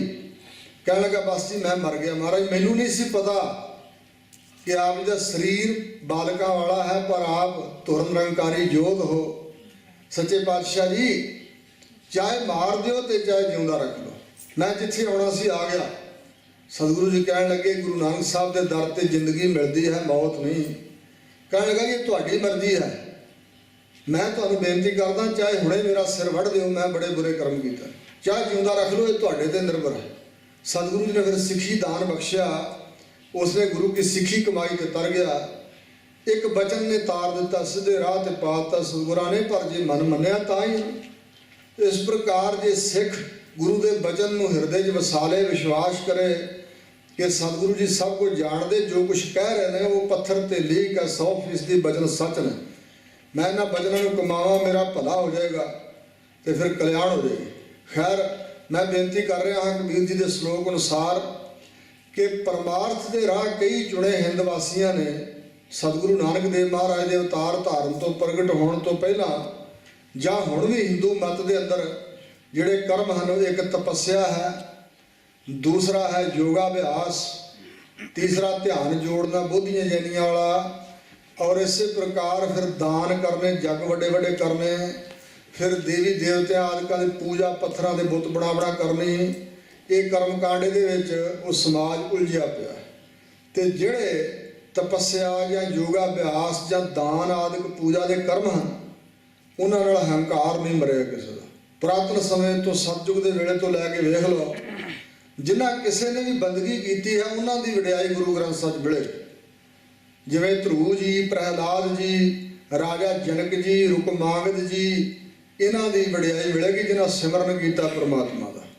ਔਰ ਉਹਨਾਂ ਭਗਤਾਂ ਦੀ ਬਾਣੀ ਗੁਰੂ ਗ੍ਰੰਥ ਸਾਹਿਬ ਵਿੱਚ ਸਤਿਗੁਰਾਂ ਲਿਖਵਾਈ ਹੈ ਜਿਨ੍ਹਾਂ ਪਰਮਾਤਮਾ ਦਾ ਭਜਨ ਕੀਤਾ, ਹੰਕਾਰ ਨੂੰ ਮਾਰਿਆ, ਸਿਮਰਨ ਦੁਆਰਾ ਹੰਕਾਰ ਛੱਡ ਕੇ ਵਾਹਿਗੁਰੂ ਦੀ ਸ਼ਰਨ ਗ੍ਰਹਿਣ ਕੀਤੀ। ਇਹ ਉਹਨਾਂ ਭਗਤਾਂ ਦੀ ਬਾਣੀ ਜਿਹੜੇ ਹੰਕਾਰ ਦੇ ਟਿੱਲੇ ਤੋਂ ਥੱਲੇ ਨਹੀਂ ਉਤਰੇ। ਉਹਨਾਂ ਤਪੀ ਸ਼ਰਧਾ, ਕਿਸੇ ਦਾ ਜ਼ਿਕਰ ਨਹੀਂ ਕੀਤਾ, ਸਤਿਗੁਰਾਂ ਵਡਿਆਈ ਨਹੀਂ ਕੀਤੀ, ਕਿਸੇ ਜੋਗੀ ਦੀ ਵਡਿਆਈ ਨਹੀਂ ਕੀਤੀ, ਰਿੱਧੀਆਂ ਸਿੱਧੀਆਂ ਨਿਧੀਆਂ ਪ੍ਰਾਪਤ ਕਰਨ ਵਾਲੇ ਦੀ, ਔਰ ਕਿਸੇ ਦਾਨ ਕਰਨ ਵਾਲੇ ਰਾਜੇ ਦੀ ਵਡਿਆਈ ਨਹੀਂ ਕੀਤੀ। ਸਗੋਂ ਸਤਿਗੁਰੂ ਮਹਾਰਾਜ ਨੇ ਖੰਡਨ ਕੀਤਾ, ਹਰੀ ਚੰਦ ਦਾਨ ਕਰੈ ਜਸ ਲੇਵੈ, ਬਿਨ ਗੁਰ ਅੰਤ ਨਾ ਪਾਏ ਅਭੇਵੈ। ਤੇ ਉਹ ਭੇਦ ਨਹੀਂ ਪਾ ਸਕਿਆ ਪਰਮੇਸ਼ਰ ਦਾ। ਸੋ ਇਸ ਪ੍ਰਕਾਰ ਦੇ ਬੇਅੰਤ ਬਚਨ ਗੁਰੂ ਗ੍ਰੰਥ ਸਾਹਿਬ 'ਚ ਹਨ। ਔਰ ਜੋ ਭਗਤ ਜੀ ਬਚਨ ਕਹਿ ਰਹੇ ਨੇ, ਇਹ ਹੈ ਭਗਤੀ ਵਾਲਾ ਮਾਰਗ ਜਿਹੜਾ ਸਤਿਗੁਰਾਂ ਨੇ ਦਰਸਾਇਆ। ਆਪਣੇ ਆਪ ਨੂੰ ਜ਼ੀਰੋ ਤੇ ਲਿਆਉਣਾ, ਸਿਫਰ ਤੇ ਲਿਆਉਣਾ, ਤਾਂ ਹੀ ਅੰਦਰ ਗਿਆਨ ਪੈਦਾ ਹੋ ਸਕਦਾ ਹੈ। ਜਦੋਂ ਤੱਕ ਅੰਦਰ ਹੰਕਾਰ ਹੈ, ਨਾਮ ਨਹੀਂ ਵਸ ਸਕਦਾ। ਹਰ ਜੀਓ ਅਹੰਕਾਰ ਨਾ ਭਾਵਈ, ਵੇਦ ਕੂਕ ਸੁਣਾਵਹਿ, ਅਹੰਕਾਰ ਮੋਏ ਸੇ ਵਿਗਤੀ ਗਏ, ਮਰ ਜਨਮ ਹੈ ਫਿਰ ਆਵੇ। ਕਬੀਰ ਜੀ ਨੇ ਕਿਹਾ, ਕਬੀਰ ਮਾਇਆ ਤਜੀ ਤੋਂ ਕਿਆ ਭਇਆ, ਜੋ ਮਾਨ ਤਜਿਆ ਨਹੀਂ ਜਾਏ। ਮਾਨ ਮੁਨੀ ਮੁਨਵਰ ਗਲੇ, ਮਾਣ ਸਭਾ ਕੋ ਖਾਏ। ਇਹ ਮਾਣ ਹੀ ਮਨੁੱਖ ਨੂੰ ਖਾਈ ਜਾਂਦਾ। ਜਿਹੜਾ ਮਨੁੱਖ ਨਾਮ ਮਾਣ ਦਾ ਖਾਧਾ ਹੈ, ਇਹਦਾ ਅਰਥ ਹੀ ਹੈ ਮਾਣ ਦਾ ਖਾਧਾ ਹੈ, ਇਹਦਾ ਨਾਮ ਮਨੁੱਖਤਾ ਰੱਖਿਆ। ਔਰ ਇਸ ਪ੍ਰਕਾਰ ਇਹ ਮਾਣ ਹੰਕਾਰ ਵਿੱਚ ਜਿਉਂਦਾ ਹੈ। ਚੇਤੇ ਰੱਖਣਾ, ਜਿਹੜੇ ਬਿਰਛ ਦੀਆਂ ਟਾਹਣੀਆਂ ਨੂੰ ਫਲ ਜ਼ਿਆਦਾ ਹੋਣਗੇ, ਉਹ ਬਿਰਛ ਦੀਆਂ ਟਾਹਣੀਆਂ ਝੁਕੀਆਂ ਹੋਈਆਂ ਹੋਣਗੀਆਂ। ਜੋ ਝੁਕਿਆ ਹੋਇਆ ਨਹੀਂ, ਮਤਲਬ ਉੱਥੇ ਫਲ ਨਹੀਂ ਲੱਗਾ ਹੋਇਆ। ਜਿਸ ਦੇ ਅੰਦਰ ਗਿਆਨ ਪੈਦਾ ਹੋਵੇਗਾ ਨਾ, ਵਾਹਿਗੁਰੂ ਦਾ ਗਿਆਨ, ਨਿਰਾਵਰਨ ਗਿਆਨ, ਜਿਹਨੂੰ ਆਤਮ ਗਿਆਨ, ਬ੍ਰਹਮ ਗਿਆਨ ਕਿਹਾ ਜਾਂਦਾ, ਉਸ ਦੇ ਅੰਦਰ ਹੰਕਾਰ ਨਾਂ ਦੀ ਚੀਜ਼ ਨਹੀਂ ਹੋਏਗੀ। ਉਹ ਸਿਫਰ ਹੋ ਗਿਆ ਹੋਵੇਗਾ, ਮੁਰਦਾ ਹੋ ਗਿਆ ਹੋਵੇਗਾ, ਤਾਂ ਹੀ ਗਿਆਨ ਨੂੰ ਹੋਇਆ। ਬ੍ਰਹਮ ਗਿਆਨੀ ਉਹੀ ਬਣੇਗਾ ਜੋ ਮੁਰਦਾ ਹੋ ਜਾਏਗਾ। ਮੁਰਦਾ ਹੋਏ ਮੁਰੀਦ ਸੋ ਗੁਰ ਗੋਰ ਸਮਾਵੈ, ਔਰ ਲੱਤਾਂ ਹੇਠ ਲਤਾੜੀਆ ਮਨ ਦਬ ਵਿਛਾਵੈ। ਸੋ ਫਰੀਦ ਜੀ ਨੇ ਕਿਹਾ ਹੈ, ਫਰੀਦਾ ਥੀਓ ਪਵਾਹੀ ਦਬ, ਪਏ ਦੀ ਦਬ ਵਰਗਾ ਬਣ ਜਾ, ਜੇ ਸਾਈਂ ਲੋੜ ਹੈ ਸਭ, ਜੇ ਸਭਨਾਂ 'ਚ ਵਸਦੇ ਹੋਏ ਸਾਈਂ ਪ੍ਰਮਾਤਮਾ ਦਾ ਦਰਸ਼ਨ ਕਰਨਾ ਤਾਂ ਪਏ ਦੀ ਦੱਬ ਵਰਗਾ ਬਣਦਾ। ਇੱਕ ਛਿੱਜਾ ਹੈ, ਬਿਆਦ ਤਾੜੀ ਹੈ, ਇੱਕ ਕੱਟ ਵੱਢ ਕੇ ਲਿਆਉਂਦੇ ਆ ਦੱਬ ਨੂੰ, ਫਿਰ ਦੂਸਰਾ ਕੰਮ ਕਰਦੇ ਆ ਕਿ ਉਹਨੂੰ ਲਤਾੜਿਆ ਜਾਂਦਾ ਸਫਾ ਬਣਾਉਣ ਵਾਸਤੇ, ਤਾਂ ਸਾਈਂ ਦਾ ਦਰਬਾੜੀ ਹੈ। ਤਾਂ ਉਸ ਦੱਬ ਦੀਆਂ ਸਫਾ ਬਣਾ ਕੇ ਮਸੀਤਾਂ 'ਚ ਵਿਛਾਈਆਂ ਜਾਂਦੀਆਂ ਨਮਾਜ਼ ਅਦਾ ਕਰਨ ਲਈ। ਇੱਥੋਂ ਸਿੱਖਿਆ ਲੈ ਲਾ। ਸੋ ਇਸ ਪ੍ਰਕਾਰ ਤਾਂ ਤੂੰ ਵਾਹਿਗੁਰੂ ਦੇ ਦਰ ਤੇ ਪ੍ਰਵਾਨ ਹੋ ਸਕਦਾ ਜੇ ਦੱਬ ਵਰਗਾ ਬਣ ਜਾ। ਔਰ ਭਾਈ ਗੁਰਦਾਸ ਨੇ ਕਿਹਾ, ਮੁਰਦਾ ਹੋਏ ਮੁਰੀਦ ਨਾ ਗੱਲੀ ਹੋਵਣਾ, ਸਾਬਰ ਸਿਦਕ ਸ਼ਹੀਦ ਭਰਮ ਭਉ ਖੋਵਣਾ। ਗੁਰੂ ਕਬਰ ਹੈ, ਕਬਰ ਵਿੱਚ ਮੁਰਦੇ ਸਮਾ ਸਕਦੇ ਨੇ, ਜਿਉਂਦੇ ਬੰਦੇ ਨਹੀਂ ਕਬਰਾਂ 'ਚ ਪਾਏ ਜਾਂਦੇ। ਔਰ ਇਸੇ ਪ੍ਰਕਾਰ ਸ਼੍ਰੀਮਾਨ ਸੰਤ ਗਿਆਨੀ ਸੁੰਦਰ ਸਿੰਘ ਖਾਲਸਾ ਜੀ ਕਾਸ਼ੀ ਗਏ ਤੇ ਉੱਥੇ ਬੇਨਤੀ ਕਰਕੇ ਇਹਨਾਂ ਨੂੰ ਕਥਾ ਦਾ ਸਮਾਂ ਦਿੱਤਾ ਗਿਆ। ਪਹਿਲਾਂ 15 ਮਿੰਟ, ਫਿਰ ਜਦੋਂ ਕਥਾ ਕਰਨ ਲੱਗੇ ਉਹ ਪੜ੍ਹਤ ਸਮਝਦੇ ਸੀ ਅਸੀਂ ਬਹੁਤੇ ਵਿਦਵਾਨ ਆ, ਫਿਰ ਉਹ ਸਮਾਂ ਵਧਾਉਣ ਲੱਗ ਪਏ। ਇੱਕ ਫਿਰ ਵਿਦਵਾਨ ਖੁਣਸਣ ਲੱਗਾ, ਕਹਿਣ ਲੱਗਾ ਮੈਂ ਪ੍ਰਸ਼ਨ ਕਰਨੇ ਨੇ, ਕਹਿੰਦੇ ਆਜੋ ਸਟੇਜ ਤੇ ਹੀ। ਉਹਨੇ ਪ੍ਰਸ਼ਨ ਇਹ ਕੀਤਾ, ਕਹਿਣ ਲੱਗਾ ਵੀ ਤੁਸੀਂ ਕਫਨ ਵਰਗਾ ਚੋਲਾ ਕਿਉਂ ਪਾਉਂਦੇ ਹੋ? ਕਹਿਣ ਲੱਗੇ ਇਹ ਐਵੇਂ ਨਹੀਂ ਪਾਇਆ, ਮੁਰਦੇ ਦੇ ਗਲ 'ਚ ਕਫਨ ਹੁੰਦਾ, ਜੇ ਪਾਇਆ ਕਫਨ ਤੇ ਸਫਲਾ ਵੀ ਕੀਤਾ ਅਸੀਂ ਮੁਰਦੇ ਹੋ ਚੁੱਕੇ ਹਾਂ। ਕਹਿਣ ਲੱਗਾ ਫਿਰ ਮੁਰਦੇ ਕਿਰਪਾਨਾਂ ਨਹੀਂ ਰੱਖਦੇ? ਉਹ ਮਹਾਂਪੁਰਸ਼ 3.5 ਫੁੱਟੀ ਸ੍ਰੀ ਸਾਹਿਬ ਵੀ ਰੱਖਦੇ ਸੀ। ਕਹਿਣ ਲੱਗਾ ਮੁਰਦਿਆਂ ਨੂੰ ਕਿਰਪਾਨਾਂ ਦੀ ਕੀ ਲੋੜ ਆ? ਕਹਿਣ ਲੱਗੇ ਤੂੰ ਸਮਝਿਆ ਜੀ, ਵਿਦਵਾਨ ਹੈ ਪਰ ਤੂੰ ਸਮਝਿਆ ਨਹੀਂ ਅਸੀਂ ਕੀ ਕਿਹਾ। ਗੁਰੂ ਦੇ ਸਿੱਖਾਂ ਨੇ ਹੰਕਾਰ ਦਾ ਸਿਰ ਵੱਢਿਆ, ਹੰਕਾਰ ਨੂੰ ਮਾਰ ਕੇ ਅਸੀਂ ਮੁਰਦੇ ਹੋਏ ਹਾਂ। ਪਰ ਗੁਰੂ ਦਾ ਸਿੱਖ ਅਣਖ ਨਹੀਂ ਛੱਡਦਾ, ਜੇ ਪਰਖਣੀ ਤੇ ਪਰਖ ਲਾ। ਇਹ ਅਣਖ ਦੀ ਨਿਸ਼ਾਨੀ ਹੈ ਸ੍ਰੀ ਸਾਹਿਬ। ਅਸੀਂ ਹੰਕਾਰ ਨੂੰ ਮਾਰਿਆ ਹੈ ਪਰ ਅਣਖ ਗੈਰਤ ਨਹੀਂ ਮਰ ਦਿੱਤੀ। ਅਸੀਂ ਗੀਦੀ ਬੰਦੇ ਨਹੀਂ ਹਾਂ, ਗੁਰੂ ਦੇ ਸਿੱਖ ਗੀਦੀ ਨਹੀਂ ਹੁੰਦੇ। ਜਾਂ ਗੁਰੂ ਦਾ ਸਿੱਖ ਬਾਦਸ਼ਾਹ ਹੁੰਦਾ ਜਾਂ ਬਾਗੀ ਹੁੰਦਾ, ਗੁਲਾਮ ਨਹੀਂ ਹੁੰਦਾ, ਸਿਰ ਨੀਵਾਂ ਕਰਕੇ ਨਹੀਂ ਤੁਰਦਾ। ਜਿਹੜੇ ਤੁਰਦੇ ਹਨ ਸਿੱਖੀ ਤੋਂ ਦੂਰ ਹਨ। ਇਸ ਵਾਸਤੇ ਰਾਜਿਆਂ ਮਹਾਰਾਜਿਆਂ ਕੇ ਕਿਸੇ ਅੱਗੇ ਵੀ ਨਹੀਂ ਝੁਕਿਆ ਸੁੰਦਰ ਸਿੰਘ ਕਦੇ, ਨਾ ਝੁਕੇਗਾ। ਸਿਰ ਵੱਢਿਆ ਜਾ ਸਕਦਾ ਪਰ ਇਹ ਝੁਕੇਗਾ ਨਹੀਂ। ਇਹਨਾਂ ਬਚਨਾਂ ਨੂੰ ਦੂਜਾ ਰੂਪ ਦਿੱਤਾ ਸੰਤ ਜਰਨੈਲ ਸਿੰਘ ਖਾਲਸਾ ਜੀ ਨੇ। ਸਰੀਰਕ ਮੌਤ ਨੂੰ ਮੈਂ ਮੌਤ ਨਹੀਂ ਮੰਨਦਾ, ਜ਼ਮੀਰ ਦਾ ਮਰ ਜਾਣਾ ਯਕੀਨਨ ਮੌਤ ਹੈ। ਇਹੀ ਬਚਨ ਦਰਾਏ ਸਿਰਫ ਅੱਖਰ ਹੋਰ ਵਰਤੇ। ਸੋ ਇਸ ਪ੍ਰਕਾਰ ਗੁਰੂ ਕੇ ਪਿਆਰਿਓ, ਇਉਂ ਹੰਕਾਰ ਨੂੰ ਰੱਬ ਦੇ ਪਿਆਰਿਆਂ ਨੇ ਮਾਰਿਆ। ਹੰਕਾਰ ਨੂੰ ਦਾਦੂ ਦੁਆਰੇ ਤੋਂ ਗਏ, 10ਵੇਂ ਪਾਤਸ਼ਾਹ ਦਾਦੂ ਜੀ ਨੂੰ ਮਿਲੇ ਸੀ ਤੇ ਉਹਨੇ ਕਿਹਾ ਸੀ ਨਿਮਰਤਾ ਹੀ ਰੱਖਣੀ ਚਾਹੀਦੀ ਆ। ਤਾਂ ਮਹਾਰਾਜ ਕਹਿਣ ਲੱਗੇ ਜੇ ਦਾਦੂ ਦਾਵਾ ਦੂਰ ਕਰ, ਫਿਰ ਕਹਿਣ ਲੱਗੇ ਜੇ ਕੋ ਮਾਰਾ ਈਂਟ ਢੇਮ ਤੋਂ ਪਾਥਰ ਹਨਾ ਰਸਾਏ। ਦਾਦੂ ਦਾਵਾ ਦੂਰ ਕਰ ਕਲਕਾ ਕੀਜੈ ਭਾਏ, ਜੇ ਕੋ ਮਾਰਾ ਈਂਟ ਢੇਮ ਤੋਂ ਪਾਥਰ ਹਨਾ ਰਸਾਏ। ਜੇ ਕੋਈ ਈਂਟ ਢੇਮ ਮਾਰਦਾ, ਕੋਈ ਪੱਥਰ ਨਾ ਮਾਰੀਏ ਤੇ ਹਟੇਗਾ ਨਹੀਂ। ਜਿਨ੍ਹਾਂ ਦੀ ਆਦਤ ਪਈ ਹੋਈ ਹੈ ਨਾ ਢੀਮਾ ਪੱਥਰ ਮਾਰਨ ਦੀ, ਉਹਨਾਂ ਨੂੰ ਅੱਗੋਂ ਵੱਜਣਗੇ ਤੇ ਹਟਣਗੇ, ਉਹ ਨਹੀਂ ਹਟਣਗੇ। ਜਿਹੜੇ ਇਸ ਤਰ੍ਹਾਂ ਦੀ ਆਦਤ ਕਰਨ ਫਿਰ ਉਹਨਾਂ ਦਾ ਜਵਾਬ ਇਹੀ ਹੈ। ਸੋ ਇਸ ਪ੍ਰਕਾਰ ਇਉਂ ਹੰਕਾਰ ਨੂੰ ਮਾਰਨਾ ਹੈ, ਇਹ ਰੱਬ ਨੂੰ ਨਹੀਂ ਚੰਗਾ ਲੱਗਦਾ। ਇੱਕ ਫਖਰ ਹੁੰਦਾ, ਇੱਕ ਹੰਕਾਰ ਹੁੰਦਾ। ਉਦਾਹਰਨ ਇਸ ਸੰਬੰਧ ਵਿੱਚ ਇਸਲਾਮ ਦੇ ਪੈਗੰਬਰ ਮੁਹੰਮਦ ਸਾਹਿਬ ਦੀ ਬੇਟੀ ਸੀ ਬੀਬੀ ਫਾਤਿਮਾ, ਤੇ ਹਜ਼ਰਤ ਅਲੀ ਦੇ ਨਾਲ ਆਪਣੇ ਇੱਕ ਸੇਵਕ ਨਾਲ ਉਹਨਾਂ ਵਿਆਹ ਦਿੱਤੀ। ਉਹ ਹੰਕਾਰ ਬੜਾ ਕਰੇ, ਪਤੀ ਦਾ ਗੱਲ-ਗੱਲ ਤੇ ਨਰਾਦਰ ਕਰੇ ਵੀ ਮੈਂ ਪੈਗੰਬਰ ਦੀ ਬੇਟੀ ਆ, ਤੂੰ ਉਹਦਾ ਅਦਨਾ ਜਿਹਾ ਸੇਵਕ, ਤੂੰ ਮੇਰੇ ਸਾਹਮਣੇ ਨਹੀਂ ਹੈ। ਉਹਦਾ ਪਤੀ ਸੀ ਪਰ ਆਦਰ ਨਾ ਕਰੇ। ਹੁਣ ਕਈ ਵਾਰੀ ਸਾਡੇ 'ਚ ਵੀ ਲੋਕ ਰੌਲਾ ਪਾਉਂਦੇ ਨੇ ਵੀ ਇਸਤਰੀ ਮਰਦ ਬਰਾਬਰ ਹੈ, ਫਲਾਣ ਢੀਂਗੇ ਕੁਛ। ਠੀਕ, ਸਤਿਗੁਰਾਂ ਨੇ ਬੜਾ ਆਦਰ ਦਿੱਤਾ ਹੈ ਇਸਤਰੀ ਨੂੰ, ਕਿਉਂਕਿ ਸਮਾਜ ਦੀ ਜਨਨੀ ਹੈ। ਸਾਡੀ ਮਾਂ, ਦਾਦੀ, ਪੜਦਾਦੀ, ਨਾਨੀ, ਸਾਡੀਆਂ ਭੈਣਾਂ, ਧੀਆਂ, ਘਰ ਵਾਲੀਆਂ, ਇਸਤਰੀਆਂ ਹੀ ਸਾਰੀਆਂ। ਇਸ ਤੋਂ ਬਗੈਰ ਸੰਸਾਰ ਦੀ ਹੋਂਦ ਨਹੀਂ। ਪਰ ਇਹ ਵੀ ਚੇਤੇ ਰੱਖਣ ਵਾਲੀ ਬਾਤ ਹੈ, ਇਸਤਰੀ ਵਾਸਤੇ ਪਤੀ ਵਰਤਾ ਧਰਮ ਤੋਂ ਉੱਚਾ ਹੋਰ ਧਰਮ ਨਹੀਂ ਹੈ। ਜੇ 4 ਬੰਦਿਆਂ 'ਚ ਖਲੋਤੇ ਪਤੀ ਦਾ ਨਰਾਦਰ ਕਰੇ ਇਸਤਰੀ, ਤੇ ਪਤੀ ਨੂੰ ਗੁੱਸਾ ਆਏਗਾ, ਇਹ ਪਸੰਦ ਨਹੀਂ ਕਰੇਗਾ। ਇਹ ਗੱਲ, ਇਹਨੂੰ ਵਜ਼ੀਰ ਦਾ ਦਰਜਾ ਕਿਉਂ ਦਿੱਤਾ ਗਿਆ? ਵਜ਼ੀਰ ਤੇ ਪਤੀ ਜਿਹੜਾ ਪਾਤਸ਼ਾਹ 4 ਬੰਦੇ ਦੀ ਗੱਲ ਕਰ ਰਿਹਾ ਹੈ ਤੇ ਵਜ਼ੀਰ ਅੱਗੇ ਜਾ ਕੇ ਹੱਥ ਕਰਕੇ ਬਾਂਹ ਕਰਕੇ ਪਿੱਛੇ ਹਟ ਮੈਂ ਗੱਲ ਕਰੂੰਗਾ, ਤੇ ਵਜ਼ੀਰ ਤਾਂ ਨਾ ਰਹਿ ਗਿਆ, ਫਿਰ ਉਹਦੇ ਪਾਤਸ਼ਾਹ ਤੋਂ ਅੱਗੇ ਲੰਘ ਗਿਆ, ਫਿਰ ਪਾਤਸ਼ਾਹ ਨੂੰ ਨਹੀਂ ਰੱਖੇਗਾ। ਇਹੋ ਜਿਹੇ ਵਜ਼ੀਰ ਨੂੰ ਬਾਦਸ਼ਾਹ ਕੋਈ ਨਹੀਂ ਰੱਖੇਗਾ। ਇਸ ਵਾਸਤੇ ਪਤੀ ਵਰਤਾ ਧਰਮ ਬੜਾ ਵੱਡਾ ਹੈ। ਜੇ ਕਮਾਏ ਕੋਈ ਬੀਬੀ ਤੇ ਬਹੁਤ ਕੁਝ ਖੱਟ ਲਏਗੀ, ਜੇ ਗੱਲ-ਗੱਲ ਤੇ ਨਰਾਦਰ ਕਰੇ ਪਤੀ ਦਾ ਤੇ ਇਹ ਲੱਛਣ ਚੰਗੇ ਨਹੀਂ। ਸਤਿਗੁਰੂ ਦੀ ਬਾਣੀ 'ਚ ਬਚਨ ਹੈ, ਭਰਤਾ ਕਹਿ ਸੋ ਮਾਨੀਐ, ਇਹ ਸ਼ਿੰਗਾਰ ਬਣਾਏ ਰੀ, ਦੂਜਾ ਭਾਵ ਵਿਸਾਰੀਐ, ਤੰਬੋਲਾ ਖਾਏ ਰੀ, ਗੁਰ ਕਾ ਸ਼ਬਦ ਕਰ ਦੀਪ ਕੋ, ਇਹ ਸਤ ਕੀ ਛੇਜ ਵਿਛਾਏ ਰੀ, 8 ਪਹਿਰ ਕਰ ਜੋੜ ਰੋ ਤੋ ਭੇਟਾ ਹਰ ਰਾਏ ਰੀ। ਸੋ ਇਸ ਪ੍ਰਕਾਰ ਕਾਮਣ ਤੋ ਸ਼ਿੰਗਾਰ ਕਰ ਜਾਂ ਪਹਿਲਾਂ ਕੰਤ ਮਨਾਏ, ਨਿਵਣ ਸੋ ਅੱਖਰ ਖਵਣ ਗੁਣ ਜੇ ਬਾਮਣੀਆਂ ਮੰਤ, ਇਹ ਤ੍ਰੈ ਭੈਣੇ ਵੇਸ ਕਰਤਾ ਵਾਸੇ ਆਵੀ ਕੰਤ। ਸ਼ੁਭ ਗੁਣਾਂ ਦਾ ਨਾਮ ਹੀ ਹੈ ਨਾ ਪਤੀ ਵਰਤਾ ਧਰਮ। ਉਹ ਬੀਬੀ ਫਾਤਿਮਾ ਨਰਾਦਰ ਕਰਿਆ ਕਰੇ। ਤੇ ਇੱਕ ਦਿਨ ਮੁਹੰਮਦ ਸਾਹਿਬ ਦੇ ਦਮਾਦ ਹਜ਼ਰਤ ਅਲੀ ਜੀ ਕੋਲ ਬੈਠੇ ਆ ਕੇ ਤੇ ਰੋਣ ਲੱਗ ਪਏ।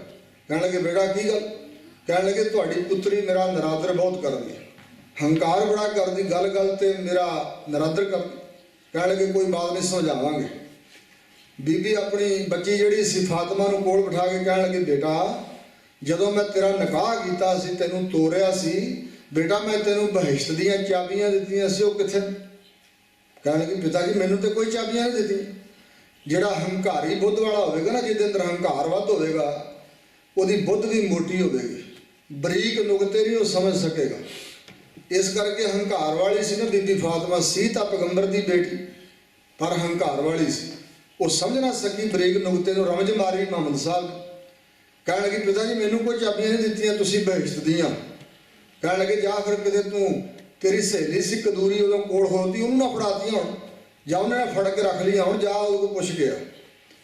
ਕਦੂਰੀ ਦਾ ਜਾ ਕੇ ਦਰਵਾਜ਼ਾ ਖੜਕਾਏ ਫਾਤਿਮਾ, ਉਹ ਦਰਵਾਜ਼ਾ ਨਾ ਖੋਲੇ, ਚਿਰ ਲੱਗ ਗਿਆ। ਕਹਿਣ ਲੱਗੀ ਮੈਂ ਤੇਰੀ ਸਹੇਲੀ ਮੁਹੰਮਦ ਸਾਹਿਬ ਪੈਗੰਬਰ ਦੀ ਬੇਟੀ ਫਾਤਿਮਾ ਬੋਲਦੀ, ਦਰਵਾਜ਼ਾ ਕਿਉਂ ਨਹੀਂ ਖੋਲਦੀ? ਚਿਰ ਬਾਅਦ ਦਰਵਾਜ਼ਾ ਖੋਲਿਆ ਤੇ ਪੁੱਛਿਆ ਕਿਉਂ ਇੰਨੀ ਦੇਰੀ ਲਾਈ? ਕਹਿਣ ਲੱਗੀ ਪਤੀ ਦੇਵ ਜੀ ਥੱਕੇ ਆਏ ਸੀ, ਉਹ ਆਰਾਮ ਕਰਨ ਲੱਗੇ ਤੇ ਮੈਨੂੰ ਕਹਿਣ ਲੱਗੇ ਪੱਖੀ ਚੱਲ।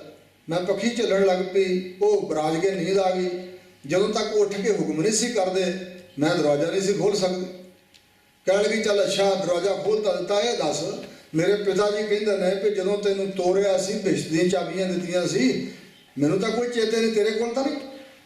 ਉਹਨੇ ਫਿਰ ਕੰਨੋਂ ਫੜ ਕੇ ਸਿੱਖਿਆ ਦਿੱਤੀ, ਤੇਰੇ ਪਿਤਾ ਜੀ ਨੇ ਤੈਨੂੰ ਤੋਰਨ ਵੇਲੇ ਇੱਕ ਸਿੱਖਿਆ ਦਿੱਤੀ ਸੀ ਕਿ ਬੇਟਾ ਪਤੀ ਵਰਤਾ ਧਰਮ ਨਿਭਾਉਣਾ ਹੈ, ਪਤੀ ਨੂੰ ਪ੍ਰਮਾਤਮਾ ਸਰੂਪ ਸਮਝ ਕੇ ਨਿਮਰਤਾ ਧਾਰ ਕੇ ਸੇਵਾ ਕਮਾਉਣੀ ਹੈ, ਤੇਰੇ ਵਾਸਤੇ ਇਹੀ ਭਗਤੀ ਹੈ। ਇਹ ਬਹਿਸ਼ਤ ਦੀਆਂ ਚਾਬੀਆਂ ਹਨ, ਮੇਰੀ ਸਿੱਖਿਆ ਪੱਲੇ ਬੰਨ੍ਹ ਕੇ ਰੱਖੀ। ਮੈਂ ਕੋਲ ਖਲੋਤੀ ਨੇ ਸੁਣ ਲਈ ਸੀ, ਮੈਂ ਅਮਲ 'ਚ ਲੈ ਆਂਦਾ ਇਸ ਗੱਲ ਨੂੰ, ਤੂੰ ਇਸ ਨੂੰ ਅਮਲ 'ਚ ਨਹੀਂ ਲਿਆਂਦਾ। ਬਸ ਇਹੀ ਬਹਿਸ਼ਤ ਦੀਆਂ ਚਾਬੀਆਂ ਹਨ। ਸੋ ਇਸ ਪ੍ਰਕਾਰ ਉਹਨੂੰ ਫਖਰ ਤਾਂ ਹੋ ਸਕਦਾ ਸੀ ਕਿ ਮੇਰੇ ਪਿਤਾ ਜੀ ਪੈਗੰਬਰ ਨੇ, ਪਰ ਹੰਕਾਰ ਹੋਰ ਚੀਜ਼ ਹੈ ਜਿਹੜਾ ਆਪਣੇ ਆਪ ਤੇ ਹੁੰਦਾ। ਫਖਰ ਆਪਣੇ ਗੁਰੂ ਤੇ ਕਰ ਸਕਦੇ, I am proud to be a Sikh, ਗੁਰੂ ਦੇ ਸਿੱਖ ਹੋਣ ਤੇ ਮੈਨੂੰ ਮਾਣ ਹੈ, ਮੇਰਾ ਗੁਰੂ ਮਾਨ ਹੈ, ਪਰ ਮੈਂ ਤਾਂ ਮਾਨ ਨਹੀਂ ਨਾ। ਆਪਣੇ ਆਪ ਨੂੰ ਵੱਡੇ ਸਮਝ ਲੈਣਾ ਇਹ ਭੁੱਲ ਹੈ ਜੀਵਨ ਦੀ। ਇਹ ਹੰਕਾਰ ਦੇ ਸਾਰੇ ਸੰਸਾਰ ਦੇ ਅੰਦਰ ਹੀ ਹੈ। ਪਰਮਾਰਥ ਦੇ ਰਾਹ ਤੇ ਤੁਰਨ ਵਾਲੇ ਬੰਦੇ ਨੂੰ ਹੰਕਾਰ ਛੱਡਣਾ ਹੀ ਪਏਗਾ। ਭਾਈ ਗੁਰਦਾਸ ਨੇ ਲਿਖਿਆ ਗੁਰ ਸਿੱਖੀ ਬਾਰੀਕ ਹੈ, ਖੰਡੇ ਧਾਰ ਗਲੀ ਅਤ ਭੀੜੀ, ਉੱਥੇ ਟਿਕਿਆ ਨਾ ਭੁਣਹਣਾ, ਚੱਲ ਨਾ ਸਕਾ ਉੱਪਰ ਕੀੜੀ। ਖੰਡੇ ਦੀ ਧਾਰ ਦੇ ਉੱਪਰ ਨਾ ਮੱਛਰ ਦਾ ਦਾਣਾ ਟਿਕ ਸਕਦਾ, ਨਾ ਕੀੜੀ ਤੁਰ ਸਕਦੀ। ਗੁਰ ਸਿੱਖੀ ਇਹੋ ਜਿਹੀ ਬਰੀਕ ਆ। ਕਬੀਰ ਮੁਕਤ ਦੁਆਰਾ ਸੰਕੁਰਾ, ਮੁਕਤੀ ਦਾ ਦਰਵਾਜ਼ਾ ਹੈ ਬੜਾ ਤੰਗ, ਰਾਈ ਦਸੇ ਭਾਏ। ਜਿਵੇਂ ਸਰੋਂ ਦਾ ਦਾਣਾ ਹੁੰਦਾ, ਇਸ ਤਰ੍ਹਾਂ ਇੱਕ ਰਾਈ ਦਾ ਦਾਣਾ ਹੁੰਦਾ। ਰਾਈ ਵੀ ਧਰਤੀ ਚੁੱਕਦੀ, ਉਹਦੀ ਵੀ ਨਿਕਲਦਾ ਤੇਲ। ਕਹਿੰਦੇ ਰਾਈ ਦੇ ਦਾਣੇ ਤੋਂ 10ਵਾਂ ਹਿੱਸਾ ਬਰੀਕ, 10 ਹਿੱਸੇ ਹੋਰ ਬਰੀਕ। ਇੰਨਾ ਤੰਗ ਹੈ ਮੁਕਤੀ ਦਾ ਦਰਵਾਜ਼ਾ। ਮਨ ਤੋਂ ਮੈਗਲ ਹੋਏ ਰਹੇ ਹੋ, ਨਿਕਸਿਓ ਕਿਉਂ ਕਹਿ ਜਾਏ। ਤੇ ਇਸ ਦਰਵਾਜ਼ੇ ਵਿੱਚ ਦੀ ਕਿਵੇਂ ਲੰਘੇ? ਮਨ ਤਾਂ ਹਾਥੀ ਬਣਿਆ ਹੋਇਆ, ਮਤਲਬ ਹੰਕਾਰ ਧਾਰ ਕੇ ਵੱਡਾ ਬਣਿਆ ਹੋਇਆ, ਤੇ ਕਿਵੇਂ ਨਿਕਲਿਆ ਜਾ ਸਕਦਾ? ਇਹ ਵੀ ਚੇਤੇ ਰੱਖੋ, ਹੰਕਾਰ ਧਾਰ ਕੇ ਅੱਗੇ ਵਧੇ ਨਹੀਂ ਜਾ ਸਕਦਾ, ਕੁਛ ਵੀ ਪ੍ਰਾਪਤੀ ਨਹੀਂ ਹੋ ਸਕਦੀ। ਜਿਹੜਾ ਕਹੇ ਮੈਂ ਸਾਰਾ ਕੁਝ ਜਾਣਦਾ ਹਾਂ, ਹਜ਼ੂਰ ਕਹਿੰਦੇ ਸੋਈ ਅਜਾਣ ਕਹੇ ਮੈਂ ਜਾਣਾ, ਜਾਣਨ ਹਾਰ ਨਾ ਸ਼ਾਨਾ। ਸਭ ਤੋਂ ਵੱਡਾ ਮੂਰਖ ਨਦਾਨ ਬੇਸਮਝੋ ਹੈ ਜਿਹੜਾ ਕਹਿੰਦਾ ਮੈਂ ਜਾਣ। ਅਮਰੀਕਾ 'ਚ ਇੱਕ ਸਿੰਘ ਨੂੰ, ਨਵੇਂ ਨੂੰ, ਇੱਕ ਟਰੱਕ ਡਰਾਈਵਰ ਨਾਲ ਮੈਂ ਚੜਾਤਾ ਵੀ ਇਹਨੂੰ ਟਰੱਕ ਚੰਗੀ ਤਰ੍ਹਾਂ ਸਿਖਾ ਦੇ। ਲਾਇਸੈਂਸ ਉਹਨੇ ਲੈ ਲਿਆ ਸੀ। ਉਹ ਇੱਕ ਦਿਨ ਮੈਨੂੰ ਆ ਕੇ ਕਹਿਣ ਲੱਗਾ ਉਸਤਾਦ ਵੀ ਇਹਨੂੰ ਮੈਂ ਸਿਖਾ ਨਹੀਂ ਸਕਦਾ। ਮੈਂ ਕਿਹਾ ਕਿਉਂ? ਕਹਿਣ ਲੱਗਾ ਜੋ ਕੁਝ ਇਹਨੂੰ ਮੈਂ ਦੱਸਦਾ ਕਹਿੰਦਾ ਯਾ ਆਈ ਨੋ, ਮੈਂ ਸਭ ਕੁਝ ਜਾਣਦਾ। ਜਦੋਂ ਇਹ ਪਹਿਲਾਂ ਹੀ ਜਾਣਦਾ ਫਿਰ ਮੈਂ ਇਹਨੂੰ ਕੀ ਸਿਖਾਉਣਾ? ਤੇ ਫਿਰ ਮੈਂ ਉਹਨੂੰ ਸਮਝਾਇਆ ਵੀ ਇੰਝ ਨਾ ਕਿਹਾ ਕਰ ਉਸਤਾਦ ਜੀ ਦੱਸੋ, ਜੇ ਜਾਣਦਾ ਨਹੀਂ ਹੈ ਤੇ ਸ਼ਾਇਦ ਹੋਰ ਕੋਈ ਨੁਕਤਾ ਬਰੀਕ ਉਹ ਦੱਸ ਦੇ। ਤੂੰ ਪਹਿਲਾਂ ਕਹਿਣ ਲੱਗਦਾ ਮੈਂ ਜਾਣਦਾ। ਜੇ ਜਾਣਦਾ ਫਿਰ ਉਹਦੇ ਨਾਲ ਜਾਣ ਦੀ ਕੀ ਲੋੜ ਆ? ਆ ਨੇੜੇ ਤੁਹਾਡੇ ਦੇਸ਼ ਗ੍ਰੀਸ ਆ, ਇੱਥੋਂ ਦਾ ਇੱਕ ਬਹੁਤ ਵੱਡਾ ਫਿਲਾਸਫਰ ਹੋਇਆ ਵਿਦਵਾਨ ਬੰਦਾ, ਬਰੀਕ ਬੁੱਧੀ ਵਾਲਾ ਬੰਦਾ, ਉਸ ਨੇ ਆਪਣੀ ਬਾਇਓਗ੍ਰਾਫੀ 'ਚ ਲਿਖਿਆ, ਜਿਹਨੂੰ ਸੁਕਰਾਤ ਕਹਿੰਦੇ ਨੇ। ਸੁਕਰਾਤ ਨੇ ਆਪਣੀ ਸਵੈ ਜੀਵਨੀ 'ਚ ਬਚਨ ਲਿਖਿਆ ਨੇ ਕਿ ਜਦੋਂ ਮੈਂ ਛੋਟਾ ਬੱਚਾ ਸੀ, ਨਾਲ ਦੇ ਸਾਥੀਆਂ ਨੂੰ ਦੁਆਲੇ ਬਿਠਾ ਕੇ ਗੱਲ ਕਿਹਾ ਕਰਦਾ ਸੀ ਕਿ ਮੈਨੂੰ ਸਾਰਾ ਕੁਝ ਪਤਾ, ਜੋ ਪੁੱਛਣਾ ਪੁੱਛੋ, ਹਰ ਸਬਜੈਕਟ ਬਾਰੇ ਮੈਨੂੰ ਗਿਆਨ ਹੈ। ਪਰ ਜਦੋਂ ਮੈਂ ਜਵਾਨੀ ਦੀ ਉਮਰ 'ਚ ਪਹੁੰਚਾ, ਮੇਰੀ ਬੁੱਧੀ ਨੇ ਕੰਮ ਕੀਤਾ, ਸਮਝ ਪਈ, ਅਕਲ ਵਧੀ, ਤੇ ਇਹ ਗੱਲ ਸਾਹਮਣੇ ਆਈ ਕਿ ਨਹੀਂ ਮਨਾ, ਤੂੰ ਸਾਰਾ ਕੁਝ ਨਹੀਂ ਜਾਣਦਾ, ਅਜੇ ਬਹੁਤ ਕੁਝ ਜਾਣਨ ਵਾਲਾ ਬਾਕੀ ਹੈ। ਜਦੋਂ ਹੁਣ ਬਿਰਧ ਅਵਸਥਾ ਹੋ ਗਈ, ਬੁੱਢਾ ਹੋ ਗਿਆ, ਤੇ ਹੁਣ ਸਮਝ ਇਹ ਗੱਲ ਕਹਿ ਰਹੀ ਆ ਵੀ ਸਾਰਾ ਕੁਝ ਜਾਣਨ ਵਾਲਾ ਬਾਕੀ, ਤੂੰ ਕੁਝ ਵੀ ਨਹੀਂ ਜਾਣਦਾ। ਸਾਡੇ ਪੰਥ ਦੇ ਮਹਾਨ ਵਿਦਵਾਨ ਗਿਆਨੀ ਸੰਤ ਸਿੰਘ ਜੀ ਮਸਕੀਨ, ਉਹਨਾਂ ਦੇ ਹੱਡ ਬੀਤੇ ਬਚਨਾਂ, ਉਹਨਾਂ ਦਾ ਸੁਭਾਅ ਸੀ ਕਿ ਉਹ ਆਪਣੇ ਬਾਰੇ ਵੀ ਸੱਚ ਬੋਲਦੇ ਸੀ, ਜੋ ਕੁਝ ਹੈ ਸੱਚ ਬੋਲਦੇ ਸਨ, ਆਪਣਾ ਆਪ ਲੁਕਾਉਂਦੇ ਨਹੀਂ ਸੀ। ਪਿਛਲੀ ਉਮਰੇ ਜਾ ਕੇ ਉਹਨਾਂ ਨੇ ਬਹੁਤ ਬਚਨ ਪ੍ਰਗਟ ਕੀਤੇ। ਪਿਛਲੀ ਉਮਰੇ ਜਾ ਕੇ ਕਿਉਂ ਬਦਲ ਗਿਆ ਸੀ ਸਾਰਾ ਕੁਝ, ਕਿਉਂਕਿ ਹਰ ਮਨੁੱਖ ਦੀ ਅਵਸਥਾ ਬਦਲਦੀ ਹੈ। ਕੱਲ ਕੋਈ ਗਲਤ ਸੀ, ਅੱਜ ਠੀਕ ਹੋ ਸਕਦਾ, ਅੱਜ ਠੀਕ ਆ, ਕੱਲ ਨੂੰ ਕੋਈ ਗਲਤ ਹੋ ਸਕਦਾ, ਪਤਾ ਨਹੀਂ ਕਿਹਦੇ ਨਾਲ ਕੀ ਵਾਪਰ ਗਿਆ। ਤਾਂ ਹੀ ਕਬੀਰ ਜੀ ਨੇ ਕਿਹਾ ਨਾ, ਕਬੀਰ ਗਰਬ ਨਾ ਕੀਜੀਏ ਰੰਕ ਨਾ ਹਸੀਆ ਕੋਏ, ਅਜੋ ਸੋ ਨਾਓ ਸਮੁੰਦਰ ਮੈਂ, ਕਿਆ ਜਾਣੋ, ਜਦੋਂ ਤੱਕ ਬੇੜੀ ਸਮੁੰਦਰ ਵਿੱਚ ਆ, ਕੀ ਜਾਣੀਏ ਕੀ ਵਾਪਰ ਜਾਣਾ, ਡੁੱਬਣੀ ਕਿ ਬੰਨੇ ਲੱਗਣੀ। ਕਿਸੇ ਨੂੰ ਮਖੌਲ ਕਿਉਂ ਕਰੀਏ, ਕਿਉਂ ਗਰਬ ਕਰੀਏ, ਕਿਉਂ ਹੰਕਾਰ ਕਰੀਏ, ਕੀ ਪਤਾ ਸਾਡੇ ਨਾਲ ਕੀ ਵਾਪਰ ਜਾਣਾ। ਇਸ ਕਰਕੇ ਦੁਨੀਆ ਦੇ ਲੋਕ ਹੁਣ ਜਦੋਂ ਕੋਈ ਘਟਨਾ ਘਟਦੀ, ਕਿਸੇ ਕੋਲੋਂ ਕੋਈ ਗਲਤੀ ਹੁੰਦੀ ਹੈ ਨਾ, ਬੜਾ ਛੱਚ ਪਾ ਕੇ ਛੱਡਦੇ, WhatsApp ਤੇ Facebook ਤੇ ਕਈ ਕੁਝ ਕਰਦੇ ਆਪਾਂ। ਉਹਦਾ ਕਾਰਨ ਇਹ ਆ ਵੀ ਸਾਡੇ ਵਿੱਚ ਵੀ ਸਾਰਾ ਕੁਝ ਹੈਗਾ। ਜੇ ਅੰਦਰੋਂ ਸਾਡੇ ਉਹ ਚੀਜ਼ਾਂ ਮਰੀਆਂ ਹੋਣ ਤੇ ਇੰਜ ਨਾ ਕਰੀਏ। ਭਲਾ ਮਾਨਸ ਬੰਦਾ ਤਾਂ ਸ਼ਰਮ ਨਾਲ ਮਰੇਗਾ ਕਿ ਉਹ ਬੰਦਾ ਸਤਿਕਾਰਯੋਗ ਸੀ, ਉਸਨੇ ਆਹ ਗਲਤੀ ਕੀਤੀ ਹੈ, ਸ਼ਰਮ ਮਹਿਸੂਸ ਕਰੇਗਾ। ਹੇ ਵਾਹਿਗੁਰੂ, ਕਦੇ ਸਾਡੇ ਕੋਲ ਨਾ ਐਸਾ ਹੋ ਜਾਏ। ਤੇ ਜੋ ਭਲਾ ਮਾਨਸ ਨਹੀਂ ਨਾ, ਉਹ ਛੱਜ ਪਾ ਕੇ ਛੱਡਦਾ, ਕਿਉਂਕਿ ਅੰਦਰ ਨਫ਼ਰਤ ਦੇ ਬੀਜ ਬਹੁਤ ਬੋਏ ਗਏ ਸਾਡੇ ਅੰਦਰ। ਜਥੇਬੰਦੀਆਂ ਦੇ ਨਾਲ ਇੱਕ ਦੂਜੇ ਨਾਲ ਨਫ਼ਰਤਾਂ ਪੈਦਾ ਹੋਈਆਂ, ਈਰਖਾ ਪੈਦਾ ਹੋਈ, ਜਿਸ ਨਾਲ ਅਸੀਂ ਸੰਬੰਧ ਰੱਖਦੇ ਆ। ਉਹ ਉਸ ਜਥੇਬੰਦੀ ਦਾ ਬੰਦਾ ਜੋ ਮਰਜ਼ੀ ਗਲਤੀ ਕਰੇ, ਵੱਡੇ ਵੱਡੇ, ਉਹਨੂੰ ਛੁਪਾਉਣਾ। ਜਿਹਦੇ ਨਾਲ ਸਾਡਾ ਵਿਰੋਧ ਆ, ਉਸ ਸੰਬੰਧ ਨਾਲ, ਉਸ ਜਥੇਬੰਦੀ ਨਾਲ ਸੰਬੰਧਿਤ ਬੰਦਾ ਗਲਤੀ ਕਰੇ ਤੇ ਅਸੀਂ ਨਹੀਂ ਵੇਖਣਾ ਵੀ ਉਹ ਵੀ ਸਿੱਖ ਆ, ਅਸੀਂ ਛੱਜ ਪਾ ਕੇ ਛੱਡਦੇ। ਬਲਕਿ ਸਤਿਗੁਰੂ ਮਹਾਰਾਜ ਨੇ ਹਦਾਇਤ ਕੀਤੀ ਆ ਵੀ ਜਿਹੜਾ ਮੇਰੇ ਸਿੱਖ ਦਾ ਪਰਦਾ ਕੱਜੇ, ਸਮਝੋ ਮੇਰਾ ਪਰਦਾ ਕੱਜੇ, ਉਹਦੇ ਪਰਦੇ ਮੈਂ ਕੱਜਾਂਗਾ। ਔਰ ਬੇਅੰਤ ਐਸੀਆਂ ਮਿਸਾਲਾਂ ਹਨ ਗੁਰ ਇਤਿਹਾਸ ਵਿੱਚ, ਸਿੱਖਾਂ ਨੇ ਕੀ ਕੁਛ ਕੀਤਾ ਤੇ ਸਤਿਗੁਰੂ ਕਿੰਨਾ ਤੇ ਰੀਝਦੇ ਹਨ, ਪਤਾ ਆਪ ਜੀ ਨੂੰ। ਰਹੋ ਵਿਚਾਰ, ਧੰਨ ਗੁਰੂ ਤੇਗ ਬਹਾਦਰ ਸਾਹਿਬ, ਸਾਡੇ ਸਤਿਗੁਰਾਂ ਨੇ ਕਿੱਡੇ ਮਹਾਨ ਪੂਰ ਨੇ ਸਾਡੇ ਵਾਸਤੇ ਪਾਏ। ਸ਼੍ਰੀ ਗੁਰੂ ਤੇਗ ਬਹਾਦਰ ਸਾਹਿਬ ਮਹਾਰਾਜ ਦਾ ਜਦੋਂ ਅਵਤਾਰ ਹੋਇਆ ਸੀ ਨਾ, ਤਾਂ ਸ਼੍ਰੀ ਗੁਰੂ ਹਰਗੋਬਿੰਦ ਸਾਹਿਬ ਜੀ ਨੂੰ ਹਰਮੰਦਰ ਸਾਹਿਬ ਸੁਨੇਹਾ ਮਿਲਿਆ ਕਿ ਆਪ ਜੀ ਦੇ ਘਰ ਪੰਜਵਾਂ ਸਾਹਿਬਜ਼ਾਦਾ ਪ੍ਰਗਟ ਹੋਇਆ। ਆਸਾ ਦੀ ਵਾਰ ਦੀ ਸਮਾਪਤੀ ਤੋਂ ਬਾਅਦ ਸਤਿਗੁਰੂ ਗਏ ਘਰ, ਨਾਲ ਸਿੱਖ ਵੀ ਸਨ। ਸਤਿਗੁਰਾਂ ਨੇ ਗੁਰੂ ਤੇਗ ਬਹਾਦਰ ਸਾਹਿਬ ਜੋ ਅੱਜ ਹੀ ਪ੍ਰਗਟ ਹੋਏ ਨੇ, ਮੱਥਾ ਟੇਕਿਆ, ਸੀਸ ਨਿਵਾਇਆ, ਨਮਸਕਾਰ ਕੀਤੀ। ਸ਼੍ਰੀ ਸਤਿਗੁਰ ਤਬ ਸਿਸ ਕੋ ਬੰਦਨ ਕਰੀ ਸੋ ਅਤ ਹਿਤ ਲਾਏ, ਵਿਦਿਆ ਕਹਿ ਕਸ ਬੰਦਨ ਕੀ ਕਹੋ ਮੋਹਿ ਸੋ ਜਾਏ। ਮਹਾਰਾਜ ਜੀ ਪਹਿਲਾਂ ਵੀ 4 ਸਾਹਿਬਜ਼ਾਦੇ, ਇਹ ਪੰਜਵਾਂ ਸਾਹਿਬਜ਼ਾਦਾ ਪ੍ਰਗਟ ਹੋਇਆ ਤੇ ਤੁਸੀਂ ਮੱਥਾ ਕਿਉਂ ਟੇਕਿਆ? ਤਾਂ ਸਤਿਗੁਰਾਂ ਕਿਹਾ ਸੀ, ਦੀਨ ਰਛ ਸੰਕਟ ਹਰੈ। ਇਸ ਹਿੰਦ ਦੇਸ਼ ਦੇ ਲੋਕਾਂ ਦੇ ਉੱਪਰ ਜਦੋਂ ਬਹੁਤ ਜ਼ਿਆਦਾ ਖਤਰਾ ਮੰਡਰਾ ਰਿਹਾ ਹੋਵੇਗਾ, ਦੀਨ ਧਰਮ ਖਤਰੇ 'ਚ ਹੋਵੇਗਾ, ਉਹਨਾਂ ਦੇ ਧਰਮ ਦੀ ਰੱਖਿਆ ਕਰਨਗੇ, ਸੰਕਟ ਦੂਰ ਕਰ ਦੇਣਗੇ। ਇਹ ਧਰਮ ਧੁਰੰਧਰ ਹਨ, ਧਰਮ ਦਾ ਆਸਰਾ ਰੂਪ ਨੇ।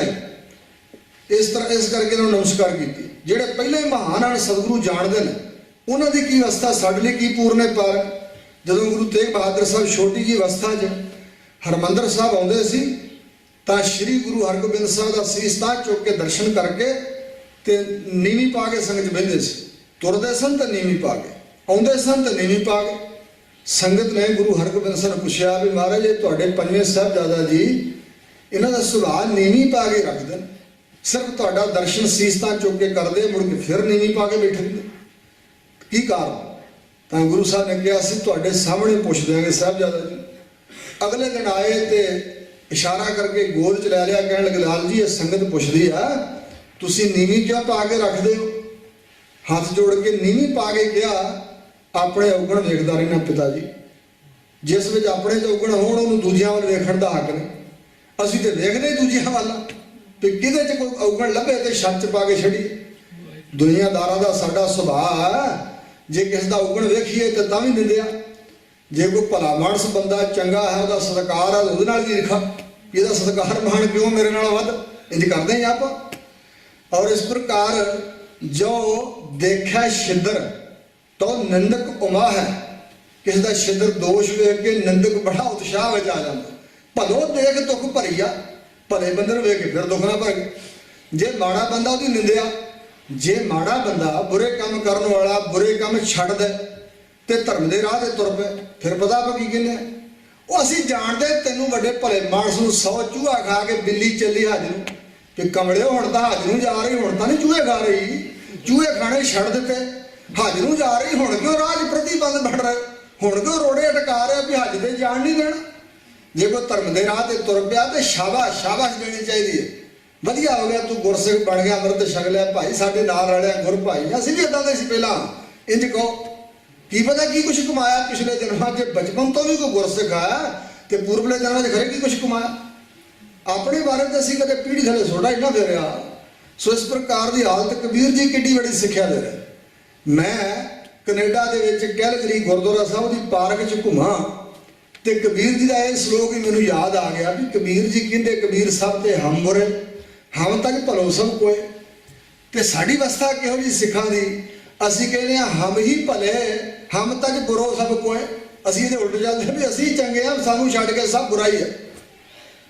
ਯੁਧਿਸ਼ਟਰ ਨੂੰ ਕ੍ਰਿਸ਼ਨ ਜੀ ਕਹਿਣ ਲੱਗੇ ਵੀ ਕੋਈ ਬੁਰਾ ਬੰਦਾ ਲੱਭ ਕੇ ਦੇ, ਸਭ ਤੋਂ ਬੁਰਾ। ਯੁਧਿਸ਼ਟਰ ਧਰਮ ਪੁੱਤਰ ਜੀ ਘੁੰਮ ਫਿਰ ਕੇ ਆ ਗਏ, ਕਹਿਣ ਲੱਗੇ ਮਹਾਰਾਜ ਮੈਨੂੰ ਆਪਣੇ ਆਪ ਨਾਲੋਂ ਬੁਰਾ ਨਹੀਂ ਕੋਈ ਲੱਭਾ। ਕਹਿਣ ਲੱਗੇ ਬਹਿ ਜਾ ਜੀ। ਦੁਰਯੋਧਨ ਨੂੰ ਭੇਜਿਆ ਵੀ ਤੂੰ ਕੋਈ ਭਲਾ ਜਿਹਾ ਬੰਦਾ ਲੱਭ ਕੇ ਲਿਆ, ਵਧੀਆ ਬੰਦਾ ਜਿਹੜਾ ਲੱਭ ਕੇ ਲਿਆ। ਤੇ ਦੁਰਯੋਧਨ ਕੋਲ ਸਮਾਂ ਘੁੰਮ ਕੇ ਆ ਗਿਆ, ਕਹਿਣ ਲੱਗਾ ਮੇਰੇ ਨਾਲੋਂ ਚੰਗਾ ਕੋਈ ਨਹੀਂ ਲੱਭਾ।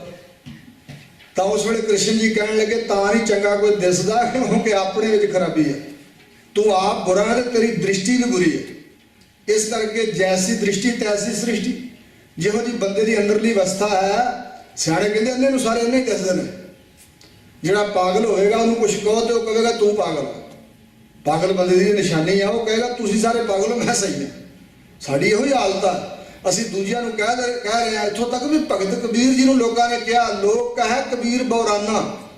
ਦੁਨੀਆ ਕਹਿੰਦੀ ਕਬੀਰ ਤਾਂ ਪਾਗਲ ਹੈ, ਪਿਤਾ ਨਹੀਂ ਜੋੜਦਾ ਮਾਇਆ ਕੋਲ ਕਛ ਨਹੀਂ, ਵਾਹਿਗੁਰੂ ਰਾਮ ਰਾਮ ਕਰੀ ਜਾਂਦਾ। ਪਰ ਕਬੀਰ ਕਾ ਮਰਮ ਰਾਮ ਪਹਿਚਾਨਾ, ਕਬੀਰ ਦੇ ਭੇਦ ਨੂੰ ਰੱਬ ਜਾਣਦਾ। ਇੱਥੋਂ ਤੱਕ ਸਿੱਖ ਧਰਮ ਦੇ ਬਾਨੀ ਸਤਿਗੁਰੂ ਨਾਨਕ ਦੇਵ ਮਹਾਰਾਜ ਨੂੰ ਪਿੰਡ ਦੇ ਲੋਕਾਂ ਨੇ ਕਰਾਈਆ ਗਿਆ ਤੇ ਕਾਲੂ ਦਾ ਪੁੱਤ ਨਾਨਕ ਕਰਾਈਆ ਹੀ ਆ, ਪੁੱਠੇ ਰਾਹ ਤੁਰਦਾ। ਪਰ ਸਤਿਗੁਰੂ ਦੇ ਰਾਹ ਪਾਉਣ ਆਏ ਨੇ ਤੇ ਉਹਨਾਂ ਨੂੰ ਵੀ ਕਰਾਈਆ ਕਹਿ ਰਹੇ ਸੀ ਇਹ ਦੁਨੀਆ। ਅੱਜ ਨਮਸਕਾਰਾਂ ਕਰ ਰਹੇ ਸਾਰੇ, ਪਰ ਉਸ ਵੇਲੇ ਮੌਕੇ ਤੇ ਲੋਕ ਕਰਾਈਆ ਕਹਿੰਦੇ ਸੀ। ਦਸਮ ਪਾਤਸ਼ਾਹ ਦਾ ਨਾਮ ਪਾਇਆ ਸੀ ਮਰੇਲਾ ਪੀਰ, ਜਿਹਦਾ ਕੰਮ ਹੈ ਮਰਨਾ ਮਰਾਉਣਾ, ਉਹਨੂੰ ਹੋਰ ਗੱਲ ਹੀ ਨਹੀਂ। ਸੰਤ ਜਰਨੈਲ ਸਿੰਘ ਖਾਲਸਾ ਜੀ ਗਏ ਤਰਨਤਾਰਨ ਸਾਹਿਬ, ਚੌਦਿਆਂ ਦੇ ਵੇਲੇ ਰਾਤ ਨੂੰ ਮੇਲਾ ਲੱਗਦਾ ਬੜਾ ਵੱਡਾ, ਉੱਥੇ ਮੱਸਿਆ ਤੇ ਬਹੁਤ ਵੱਡਾ ਜੋੜ ਮੇਲਾ ਹੁੰਦਾ ਤਰਨਤਾਰਨ ਸਾਹਿਬ। ਤੇ ਉਹ ਸ਼ਾਮਾਂ ਨੂੰ ਗਏ, ਅੱਧੀ ਰਾਤ ਦਾ ਸਮਾਂ ਸੀ, ਉਦੋਂ ਟਾਈਮ ਹੋਇਆ ਉਹਨਾਂ ਦਾ। ਤੇ ਉੱਥੇ ਸੰਗਤ ਵਿੱਚ ਬੜੇ ਲੋਕ ਸੌਂ ਵੀ ਜਾਂਦੇ ਆ ਪੰਡਾਲ 'ਚ, ਤੇ ਕੁਝ ਸੰਗਤ ਸੁੱਤੀ ਪਈ ਸੀ। ਉਹ ਮਹਾਂਪੁਰਸ਼ਾਂ ਨੇ ਪ੍ਰਚਾਰ ਆਰੰਭ ਕੀਤਾ, ਧਰਮ ਸਿਰ ਦਿੱਤਿਆ ਬਾਝ ਨਹੀਂ ਰਹਿਣਾ। ਜਦੋਂ ਇਹ ਬਚਨ ਬੁਲਾਏ ਤੇ ਇੱਕ ਬਜ਼ੁਰਗ ਉੱਠਿਆ ਸੰਗਤ ਵਿੱਚੋਂ, ਉੱਠ ਕੇ ਕਹਿਣ ਲੱਗਾ ਕੌਣ? ਜਰਨੈਲ ਸਿੰਘ ਬੋਲਦਾ। ਇਹਨੂੰ ਨਹੀਂ ਦੂਜੀ ਗੱਲ ਆਉਂਦੀ, ਜਦੋਂ ਮੰਗਦਾ ਸਿਰ ਹੀ ਮੰਗਦਾ। ਸੋ ਇਸ ਵਾਸਤੇ ਆਪੋ ਆਪਣੀ ਅਵਸਥਾ ਹੈ ਨਾ ਵੀ ਕੀ ਹਿਸਾਬ ਕਿਤਾਬ। ਉਹਨੂੰ ਉਹ ਗੱਲ ਚੰਗੀ ਨਹੀਂ ਲੱਗਦੀ ਵੀ ਇਹ ਸਿਰ ਵਢਾਉਣ ਦੀ ਗੱਲ ਕਰਦਾ। ਇਸ ਵਾਸਤੇ ਗੁਰੂ ਕੇ ਪਿਆਰਿਓ, ਭਗਤ ਕਬੀਰ ਜੀ ਜੋ ਕਹਿ ਰਹੇ ਨੇ, ਇਸ ਅਵਸਥਾ ਵਾਲੇ ਪਾਸੇ ਨੂੰ ਸਾਨੂੰ ਤੁਰਨਾ ਚਾਹੀਦਾ। ਆਪਣੇ ਹੰਕਾਰ ਦਾ ਸਿਰ ਵੱਢਣ ਦੀ ਲੋੜ ਹੈ। ਹੰਕਾਰ ਦਾ ਸਿਰ ਵੱਢਾਂਗੇ ਤੇ ਗੱਲ ਬਣੇਗੀ। ਹਉਮੈ ਨਾਵੈ ਨਾਲ ਵਿਰੋਧ ਹੈ, ਕਿਉਂ ਨਹੀਂ ਸਾਡੀ ਅਵਸਥਾ ਬਣਦੀ? ਕਿਉਂਕਿ ਹੰਕਾਰ ਦਾ ਤੇ ਨਾਮ ਦਾ ਆਪਸ ਵਿੱਚ ਵਿਰੋਧ ਆ ਬੜਾ ਭਾਰੀ। ਜਿੱਥੇ ਹੰਕਾਰ ਆ ਉੱਥੇ ਨਾਮ ਟਿਕ ਨਹੀਂ ਸਕਦਾ। ਤੇ ਜਿਵੇਂ ਜਿਵੇਂ ਕਮਾਈ ਹੁੰਦੀ ਜਾਏ, ਹੰਕਾਰ ਘਟਦਾ ਜਾਏ ਤੇ ਨਾਮ ਅੰਦਰ ਵਸਦਾ ਜਾਏ। ਜਦੋਂ ਮੁਕੰਮਲ ਤੌਰ ਤੇ ਨਾਮ ਹਿਰਦੇ 'ਚ ਵਸ ਜਾਏਗਾ, ਉੱਥੇ ਹਉਮੈ ਨਹੀਂ ਫਟਕ ਸਕਦੀ, ਨੇੜੇ ਨੇੜੇ ਨਹੀਂ ਆ ਸਕਦੀ। ਇਸ ਵਾਸਤੇ ਕਬੀਰ ਜੀ ਕਹਿ ਰਹੇ ਨੇ ਕਿ ਇਹ ਰਾਹ ਤੁਰਨਾ ਪਏਗਾ। ਕਬੀਰ ਸਭ ਤੇ ਹਮ ਬੁਰੇ। ਭਾਈ ਗੁਰਦਾਸ ਜੀ ਹੋਏ ਨੇ ਗੁਰੂ ਗ੍ਰੰਥ ਸਾਹਿਬ ਦੇ ਲਖਾਰੀ, ਤੀਜੇ ਪਾਤਸ਼ਾਹ ਦੇ ਭਤੀਜਾ ਜੀ, ਗੁਰੂ ਰਾਮਦਾਸ ਦੇ ਸਾਲਾ ਸਾਹਿਬ ਲੱਗੇ, ਗੁਰੂ ਅਰਜਨ ਦੇਵ ਦੇ ਮਾਮਾ ਜੀ, ਛੇਵੇਂ ਪਾਤਸ਼ਾਹ ਤੱਕ ਰਹੇ। ਕੈਸੀ ਨਿਮਰਤਾ ਸੀ ਉਹਨਾਂ 'ਚ। ਜਦੋਂ ਸਰੀਰ ਤਿਆਗਣਾ ਸੀ, ਛੇਵੇਂ ਪਾਤਸ਼ਾਹ ਨੂੰ ਕਿਹਾ ਸਤਿਗੁਰੂ ਜੀ ਜਦੋਂ ਮੇਰਾ ਸਰੀਰ ਛੁੱਟ ਜਾਏ ਤੇ ਸੰਸਕਾਰ ਕਰਕੇ ਸਾਰੀ ਰਾਖ ਸਾਰੀ ਮਿੱਟੀ ਦਰਿਆ 'ਚ ਜਲ ਪ੍ਰਵਾਹ ਕਰ ਦਿਓ। ਮੇਰੀ ਕੋਈ ਯਾਦਗਾਰ ਨਹੀਂ ਬਣਨੀ ਚਾਹੀਦੀ। ਯਾਦਗਾਰਾਂ ਆਪ ਜੀ ਦੀਆਂ ਹੋਣੀਆਂ ਚਾਹੀਦੀਆਂ, ਸਤਿਗੁਰਾਂ ਦੀਆਂ। ਉੱਥੇ ਨਤਮਸਤਕ ਹੋਣ ਲੋਕ। ਮੈਨੂੰ ਮੜੀਆਂ ਵਿੱਚ ਨਾ ਪਾਇਓ, ਮੇਰੀ ਮੜੀ ਨੂੰ ਨਾ ਕੋਈ ਸਿਰ ਝੁਕਾਏ। ਇਸ ਪ੍ਰਕਾਰ ਦੀ ਅਵਸਥਾ ਉਸ ਭਾਈ ਗੁਰਦਾਸ ਦੀ। ਪਰ ਉਹ ਆਪਣੇ ਬਾਰੇ ਕੀ ਲਿਖਦਾ? ਹਉ ਅਪਰਾਧੀ ਗੁਨਾਹਗਾਰ, ਹਉ ਬੇਮੁਖ ਮੰਦਾ, ਚੋਰ ਯਾਰ ਜੁਆਰ, ਸਭ ਦੁਨੀਆ ਦੇ ਉਗਣ ਆਪਣੀ ਝੋਲੀ 'ਚ ਪਾ ਖਲੋਤੇ। ਨਹੀਂ ਲੋਕਾਂ ਵਿੱਚ ਨਹੀਂ ਹੈਗੇ, ਇਹ ਸਾਰੇ ਉਗਣ ਮੇਰੀ ਝੋਲੀ 'ਚ ਨੇ। ਦਾਦਾ ਜੀ ਕਿਰਪਾ ਕਰੋ। ਉਹ ਕਹਿ ਰਹੇ ਨੇ ਚੋਰ ਯਾਰ ਜੁਆਰ ਹਉ, ਚੋਰ ਵੀ ਯਾਰ ਵੀ ਜੁਆਰੀਆ, ਮੈਂ ਅਪਰਾਧੀ ਵੀ ਗੁਨਾਹਗਾਰ ਵੀ ਬੇਮੁਖ ਵੀ ਮੰਦੇ ਤੋਂ ਮੰਦਾ। ਚੋਰ ਯਾਰ ਜੁਆਰ ਹਉ ਪਰ ਕਰ ਜੋ ਹੰਦਾ, ਨਿੰਦਕ ਦੁਸ਼ਟ ਹਰਾਮ ਖੋਰ ਠੱਗ ਦੇਸ ਠਗੰਦਾ, ਕਾਮ ਕ੍ਰੋਧ ਮਦ ਲੋਭ ਮੋਹ ਅਹੰਕਾਰ ਕਰੰਦਾ, ਵਿਸ਼ਵਾਸ ਘਾਤੀ ਅਕਿਰਤ ਘਣ ਮੈਂ ਕੋ ਨਾ ਰਖੰਦਾ। ਫਿਰ ਕਹਿੰਦੇ ਕੀ ਆਸ ਆ? ਸਿਮਰ ਮੁਰੀਦਾ ਢਾਡੀਆ ਸਤਿਗੁਰ ਬਖਸ਼ਣ ਦਾ। ਸਤਿਗੁਰੂ ਬਖਸ਼ਣ ਦਾ ਢਾਡੀ ਬਣ ਕੇ ਤੂੰ ਜਸ ਗਾ ਸਤਿਗੁਰਾਂ ਦਾ, ਹੋਰ ਤੇਰੇ ਪੱਲੇ ਕੁਛ ਨਹੀਂ। ਇਹ ਜੇ ਸਮਝ ਲੈ ਆਪਣੇ ਆਪ। ਫਿਰ ਭਾਈ ਗੁਰਦਾਸ ਜੀ ਕਹਿੰਦੇ ਨੇ ਮੈਂ ਜਿਹਾ ਨਾ ਅਕਿਰਤ ਘਣ ਹੈ ਕਿ ਨਾ ਹੋਵਾ ਹੋਵਣ ਹਾਰਾ, ਮੈਂ ਜਿਹਾ ਨਾ ਹਰਾਮ ਖੋਰ ਹੋਰ ਨਾ ਕੋਈ ਅਵਗੁਣ ਯਾਰਾ, ਮੈਂ ਜਿਹਾ ਬੇਮੁਖ ਨਾ ਸਤਿਗੁਰ ਤੇ ਬੇਮੁਖ ਹਥਿਆਰਾ, ਮੈਂ ਜਿਹਾ ਨਾ ਵਿਸਾਸ ਧਰੋ ਬਗਲ ਸਮਾਧੀ ਮੀਨ ਆਹਾਰਾ। ਮੇਰੀ ਬਗਲੇ ਵਰਗੀ ਅਸਮਾਧੀ ਆ। ਬਗਲਾ ਥੋੜੀ ਜਿਹੀ ਅੱਖ ਨੰਗੀ ਰੱਖਦਾ ਵੀ ਕਦੋਂ ਡੱਡੀ ਮੱਛੀ ਕਾਬੂ ਆਏ। ਮੇਰਾ ਵਿਖਾਵਾ ਹੈ ਸੱਚੇ ਪਾਤਸ਼ਾਹ, ਮੇਰਾ ਧਿਆਨ ਤੇ ਸੰਸਾਰ ਦੇ ਪਦਾਰਥਾਂ ਵੱਲ ਹੈ। ਕਦੋਂ ਕਿਦੋਂ ਕੁਛ ਮਿਲੇ, ਕਦੋਂ ਮਾਇਆ ਆਏ। ਸੋ ਬਗਲੇ ਵਰਗੀ ਮੇਰੀ ਸਮਾਧੀ ਹੈ, ਇਹੋ ਜਿਹੀ ਮੇਰਾ ਧਿਆਨ ਹੈ ਸੱਚੇ ਪਾਤਸ਼ਾਹ। ਔਰ ਮੈਂ ਜਿਹਾ ਨਿੰਦਕ ਨਾ ਕੋਈ ਗੁਰ ਨਿੰਦਾ ਸਿਰ ਬੱਜਰ ਭਾਰਾ, ਬੱਜਰ ਲੇਪ ਨਾ ਉਤਰੈ ਪਿੰਡ ਅਪਰਜੇ ਔਚਰ ਚਾਰਾ, ਮੈਂ ਜਿਹਾ ਨਾ ਦੁਬਾਜਰਾ ਦੁਚਿਤਾਪਣ ਦੋ ਪਾਸੇ ਰੱਖਣ ਵਾਲਾ, ਮੈਂ ਜਿਹਾ ਨਾ ਦੁਬਾਜਰਾ ਤਜ ਗੁਰਮਤ ਦੁਰਮਤ ਹਿਤਕਾਰਾ। ਗੁਰਮਤ ਛੱਡੀ ਹੋਈ ਹੈ, ਖੋਟੀ ਮੱਤ ਦਾ ਧਾਰਨੀ, ਖੋਟੀ ਮੱਤ ਨਾਲ ਹਿਤ ਲਾਇਆ ਹੈ। ਨਾਉ ਮੁਰੀਦ ਨਾ ਸ਼ਬਦ ਵਿਚਾਰ, ਮੇਰਾ ਨਾਮ ਪੈ ਗਿਆ ਗੁਰੂ ਦਾ ਸਿੱਖ, ਗੁਰੂ ਨਾਨਕ ਸਾਹਿਬ ਦਾ ਮੁਰੀਦ, ਪਰ ਮੈਂ ਤੁਹਾਡੇ ਸ਼ਬਦ ਦੀ ਵਿਚਾਰ ਹੀ ਨਹੀਂ ਕਦੇ ਕੀਤੀ। ਤੁਹਾਡਾ ਉਪਦੇਸ਼ ਵਿਚਾਰਿਆ ਨਹੀਂ ਮੈਂ ਕਦੇ ਹਿਰਦੇ 'ਚ। ਇਹ ਵਿਚਾਰ ਨਹੀਂ ਕੱਲੀ ਜਿਹੜੀ 1 ਘੰਟਾ ਕਥਾ ਹੁੰਦੀ ਤੇ ਮੁੜ ਕੇ ਕੱਲੀਆਂ ਝਾੜ ਕੇ ਚਲ ਜੀ ਮੈਂ ਵੀ ਤੇ ਤੁਸੀਂ। ਅਸਲ ਇਹ ਗੱਲ ਵੀ ਸਤਿਗੁਰੂ ਦੀ ਵਿਚਾਰਧਾਰਾ ਅੰਦਰ ਵਸ ਜਾਏ, ਅੰਦਰ ਵਿਚਾਰ ਸਦਾ ਹੀ ਇਹ ਹੁੰਦੀ ਰਹੇ। ਜਦੋਂ ਵੀ ਕੋਈ ਫੁਰਨਾ ਆਏ ਉਦੋਂ ਗੁਰੂ ਦੀ ਸਿੱਖਿਆ ਵਿਚਾਰੀ ਜਾਏ ਕਿ ਕੀ ਇਹ ਕਰਨੀ ਚਾਹੀਦੀ ਗੱਲ, ਇਹ ਕਰਮ ਕਰਨਾ ਚਾਹੀਦਾ ਕਿ। ਗੁਰੂ ਕੇ ਪਿਆਰਿਓ, ਸਿੱਖ ਧਰਮ ਜਾਂ ਕਿਸੇ ਵੀ ਧਰਮ ਦੇ ਪ੍ਰਚਾਰ ਵਿੱਚ ਰੋੜਾ ਇਹ ਚੀਜ਼ ਬਣ ਰਹੀ ਆ ਕਿ ਸਾਡੇ ਕਰਮ ਸਿੱਖਾਂ ਵਾਲੇ ਨਹੀਂ ਹਨ। ਜਦੋਂ ਸਿੱਖੀ ਕਰਮਾਂ 'ਚ ਆਏ ਤੇ ਬਾਹਰ ਸਮਾਜ 'ਚ ਵਿਚਰਦੇ ਸਾਡੇ ਉਹੋ ਜਿਹੇ ਕਰਮ ਪ੍ਰਗਟ ਹੋਣਗੇ ਤੇ ਬੜੇ ਲੋਕ ਸਾਡੇ ਸ਼ੁਭ ਕਰਮਾਂ ਨੂੰ ਵੇਖ ਕੇ ਇਸ ਧਰਮ ਨੂੰ ਅਪਣਾਉਣਗੇ, ਉਹ ਵੀ ਇਸ ਰਸਤੇ ਚੱਲਣਗੇ। ਜਦੋਂ ਅਸੀਂ ਅੰਮ੍ਰਿਤਧਾਰੀ ਗੁਰੂ ਗ੍ਰੰਥ ਸਾਹਿਬ ਦੀ ਹਜ਼ੂਰੀ 'ਚ ਪਏ ਸ਼ਸਤਰ ਫੜ ਕੇ ਤੇ ਆ ਮਾਈਕਾਂ ਦੇ ਸਟੈਂਡ ਫੜ ਕੇ ਇੱਕ ਦੂਜੇ ਨਾਲ ਲੜਦੇ ਆ, ਸਿੱਖ ਇੱਕ ਦੂਜੇ ਨਾਲ ਅੰਮ੍ਰਿਤਧਾਰੀ ਸਿੰਘ ਤੇ ਉਹ ਮੋਨੇ ਵੀਰ ਕਹਿੰਦੇ ਨਾਲ ਪਹਿਲਾਂ ਅਸੀਂ ਚੰਗੇ ਆ। ਬੱਚੇ ਕਹਿਣਗੇ ਵੀ ਅਸੀਂ ਨਹੀਂ ਗੁਰਦੁਆਰੇ ਜਾਣਾ, ਉੱਥੇ ਤੇ ਆ ਕੁਝ ਹੁੰਦਾ। ਜੇ ਸਾਡੇ ਕਰਮਾਂ 'ਚੋਂ ਚੰਗੀ ਝਲਕ ਪਏ ਲੋਕਾਂ ਦੇ ਵਿੱਚ, ਚੇਤੇ ਰੱਖਣਾ ਜਿਹੜਾ ਕਾਹਨੂੰਆਨ ਦੇ ਸ਼ਮ 'ਚ ਘੱਲੂਘਾਰਾ ਹੋਇਆ, ਉੱਥੇ ਸਿਰਫ 3000 ਸਿੰਘ ਬਚ ਕੇ ਨਿਕਲੇ ਸੀ, ਬਾਕੀ ਸ਼ਹੀਦ ਹੋ ਗਏ ਸਨ ਸਾਰੇ ਜਿਹੜੇ ਜੰਗਲਾਂ 'ਚ ਰਹਿੰਦੇ ਸੀ। ਜਿਹੜੇ ਅੰਮ੍ਰਿਤਧਾਰੀ ਤਿਆਰ ਸਿੰਘ ਸੀ ਨਾ, ਹਕੂਮਤ ਨਾਲ ਮੱਥਾ ਲਾਉਣ ਵਾਲੇ, ਉਹ 3000 ਰਹਿ ਗਏ ਸੀ। ਤੇ ਕੁਝ ਸਾਲਾਂ ਬਾਅਦ ਹੀ ਕੋਪਰ ਹੀੜੇ ਜਿਹੜਾ ਹੋਇਆ ਘੱਲੂਘਾਰਾ ਵੱਡਾ, ਉੱਥੇ ਫਿਰ ਗਿਣਤੀ 50,000 ਦੀ ਸੀ। ਕਿਉਂ ਇੰਨੇ ਸਿੰਘ ਸਜੇ? ਕਿਉਂਕਿ ਲੋਕ ਕਹਿੰਦੇ ਸੀ ਸਾਡੇ ਵਾਸਤੇ ਪ੍ਰਜਾ ਵਾਸਤੇ ਲੜ ਰਹੇ ਨੇ, ਜਾਨਾਂ ਹੁਲ ਕੇ ਸਿਰਾਂ ਤੇ ਕਫਨ ਬੰਦੇ ਹੋਏ ਆ, ਇਹ ਧਰਮ ਦੀ ਖਾਤਰ ਮਰ ਮਿਟਣ ਲਈ ਤਿਆਰ ਆ। ਆਪਣੇ ਪੁੱਤ ਦਿਓ ਨਾ, ਆਪਣੇ ਪੁੱਤਾਂ ਨੂੰ ਅਮਰ ਛਕਾਓ, ਨਾਲ ਤੋਰੋ। ਜਿਹਦੇ 4 ਸੀ ਨੇ 2 ਤੋੜ ਦਿੱਤੇ, ਜਿਹਦੇ 2 ਸੀ ਨੇ 1 ਪੁੱਤ ਤੋੜ ਦਿੱਤਾ। ਕਈਆਂ ਕੱਲੇ ਪੁੱਤ ਵੀ ਸੀ ਕਲੌਤੇ, ਉਹ ਵੀ ਤੋੜਦੇ ਜਾਓ, ਸਿੰਘਾਂ 'ਚ ਰਲੋ। ਸੋ ਇਸ ਪ੍ਰਕਾਰ ਜਜ਼ਬਾ ਪ੍ਰਭਾਵ ਪੈਂਦਾ ਸੀ ਵੀ ਇਹੋ ਜਿਹੀ ਜਿਲਤ ਭਰੀ ਜ਼ਿੰਦਗੀ ਜਿਉਣ ਨਾਲੋਂ ਮਰ ਜਾਣਾ ਚੰਗਾ। ਚਲੋ ਸਿੰਘ ਰਲੋ, ਨਾਲ ਬੱਚਿਓ ਰਲੋ, ਸਿੰਘ ਸਜੋ। ਇਸ ਪ੍ਰਕਾਰ ਇਹ ਪ੍ਰਭਾਵ ਪੈਂਦਾ ਸੀ। ਤੇ ਹੁਣ ਜਦੋਂ ਅਸੀਂ ਸੁੱਖਾਂ 'ਚ ਪੈ ਗਏ, ਜਦੋਂ ਸਾਡੇ ਕਰਮਾਂ 'ਚ ਧਰਮ ਨਹੀਂ ਦਿਸ ਰਿਹਾ। ਕਦੇ ਪੁਰਾਤਨ ਸਮੇਂ 'ਚ ਗੁਰਸਿੱਖਾਂ ਬਾਰੇ ਮਸ਼ਹੂਰ ਸੀ ਕਿ ਸਿੱਖ ਨੇ ਕੋਰਟ ਕਚਹਿਰੀ ਜਾ ਕੇ ਜੋ ਬਚਨ ਕਰਤਾ ਆਖਰੀ ਗਵਾਹੀ ਹੋਵੇਗੀ। ਇਹ ਗੁਰੂ ਦੇ ਸਿੱਖ ਨੇ ਕਹਿਤਾ ਇਹ ਝੂਠ ਨਹੀਂ ਹੋਣਾ, ਕਿਉਂਕਿ ਸਿੱਖ ਝੂਠ ਨਹੀਂ ਬੋਲਦੇ। ਤੇ ਉਹਨਾਂ ਦੀ ਗਵਾਹੀ ਦੇ ਅਨੁਸਾਰ ਹੀ ਜੱਜ ਫੈਸਲਾ ਕਰ ਦਿੰਦਾ ਸੀ ਕਿ ਇਹ ਝੂਠ ਨਹੀਂ ਬੋਲਦੇ। ਔਰ ਇਸ ਪ੍ਰਕਾਰ ਸਾਡੇ ਵਿਰੋਧੀਆਂ ਨੇ, ਖਾਬੀ ਖਾਨ ਤੇ ਨੂਰ ਦੀਨ ਵਰਗਿਆਂ ਨੇ ਸਿਫਤ ਲਿਖੀ ਆ ਵੈਰੀਆਂ ਨੇ, ਜਿਹੜੇ ਸਿੱਖਾਂ ਨੂੰ ਸੱਗ ਕਹਿੰਦੇ ਸੀ, ਫਾਰਸੀ ਭਾਸ਼ਾ ਕੁੱਤੇ ਨੂੰ ਕਹਿੰਦੇ ਆ। ਤੇ ਉਹਨਾਂ ਨੇ ਵੀ ਕਲਮ ਰੋਕ ਗਈ ਵੀ ਨਹੀਂ, ਇਹਨਾਂ 'ਚ ਗੁਣ ਬੜੇ ਵੱਡੇ ਨੇ। ਸੋ ਇਹ ਗੁਣ ਹਨ, ਇੱਕ ਇਹਨਾਂ ਦਾ ਨਾਮ ਰੱਖਿਆ ਤੇ ਗੁਰੂ ਨੇ ਸਿੰਘ, ਤੇ ਇਹਨਾਂ 'ਚ ਸ਼ੇਰਾਂ ਵਾਲੇ ਗੁਣ ਨੇ। ਇੱਕ ਤਾਂ ਇਹ ਮਿੱਥਿਆ ਨਾ ਹੀ ਰਸਨਾ ਪਰਸ, ਇਹਨਾਂ ਦੀ ਜ਼ਬਾਨ ਨੂੰ ਝੂਠ ਨਹੀਂ ਛੂੰਹਦਾ। ਦੂਸਰਾ, ਮੈਦਾਨੇ ਜੰਗ 'ਚ ਸਾਡੇ ਬੰਦੇ ਮਰ ਜਾਣ ਜਾਂ ਮੈਦਾਨੇ ਜੰਗ ਛੱਡ ਕੇ ਭੱਜ ਜਾਣ ਕਾਇਰ ਬਣ ਕੇ, ਸਾਡੀਆਂ ਜਨਾਨੀਆਂ ਇਹਨਾਂ ਦੇ ਕਬਜ਼ੇ 'ਚ ਆ ਜਾਣ, ਉਹ ਹੱਥ ਜੋੜਨ ਕਿ ਸਿੰਘੋ ਸਾਨੂੰ ਅੰਮ੍ਰਿਤ ਛਕਾ ਕੇ ਆਨੰਦ ਪੜਾ ਕੇ ਆਪਣੀ ਘਰੀ ਮਸਾਲੋ ਮਾਰਿਓ ਨਾ।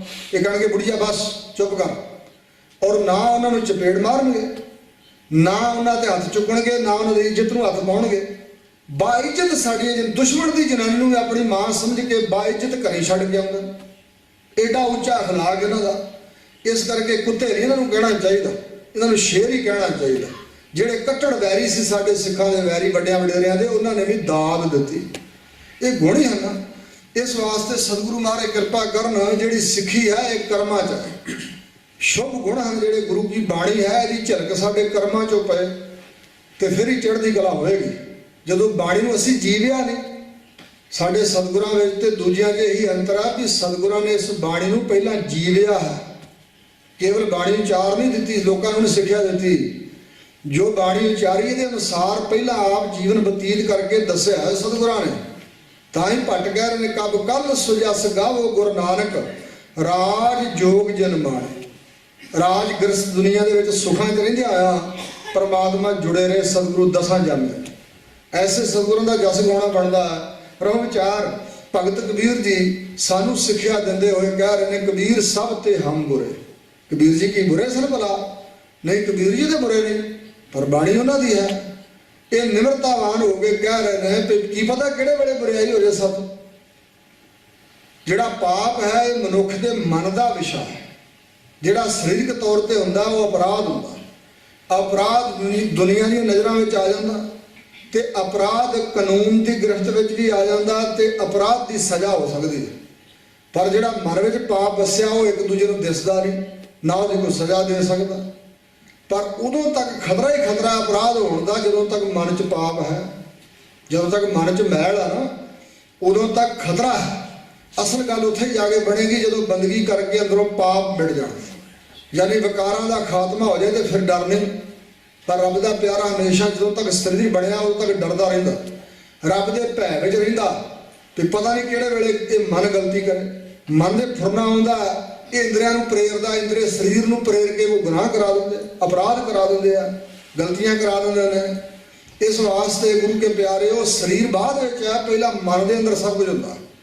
ਇਸ ਲਈ ਕਬੀਰ ਜੀ ਕਹਿ ਰਹੇ ਨੇ ਕਿ ਇੰਝ ਹੀ ਸਮਝੋ ਕਿ ਮੈਂ ਸਭ ਤੋਂ ਬੁਰਾ ਹਾਂ।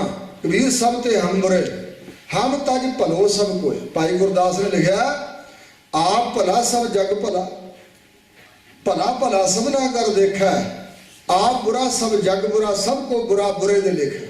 ਬੁਰੇ ਦੀ ਗਿਣਤੀ ਸਾਰੇ ਬੁਰੇ ਹਨ, ਕਿਉਂਕਿ ਆਪ ਬੁਰੇ ਇਸ ਕਰਕੇ ਲੋਕਾਂ ਦੀ ਬੁਰਾਈ ਦੇਖੀ ਜਾਂਦੇ। ਆਪ ਜਿਹੜਾ ਭਲਾ ਹੋਵੇਗਾ ਉਹ ਦੂਜਿਆਂ ਦੇ ਔਗਣ ਨਹੀਂ ਵੇਖਦਾ।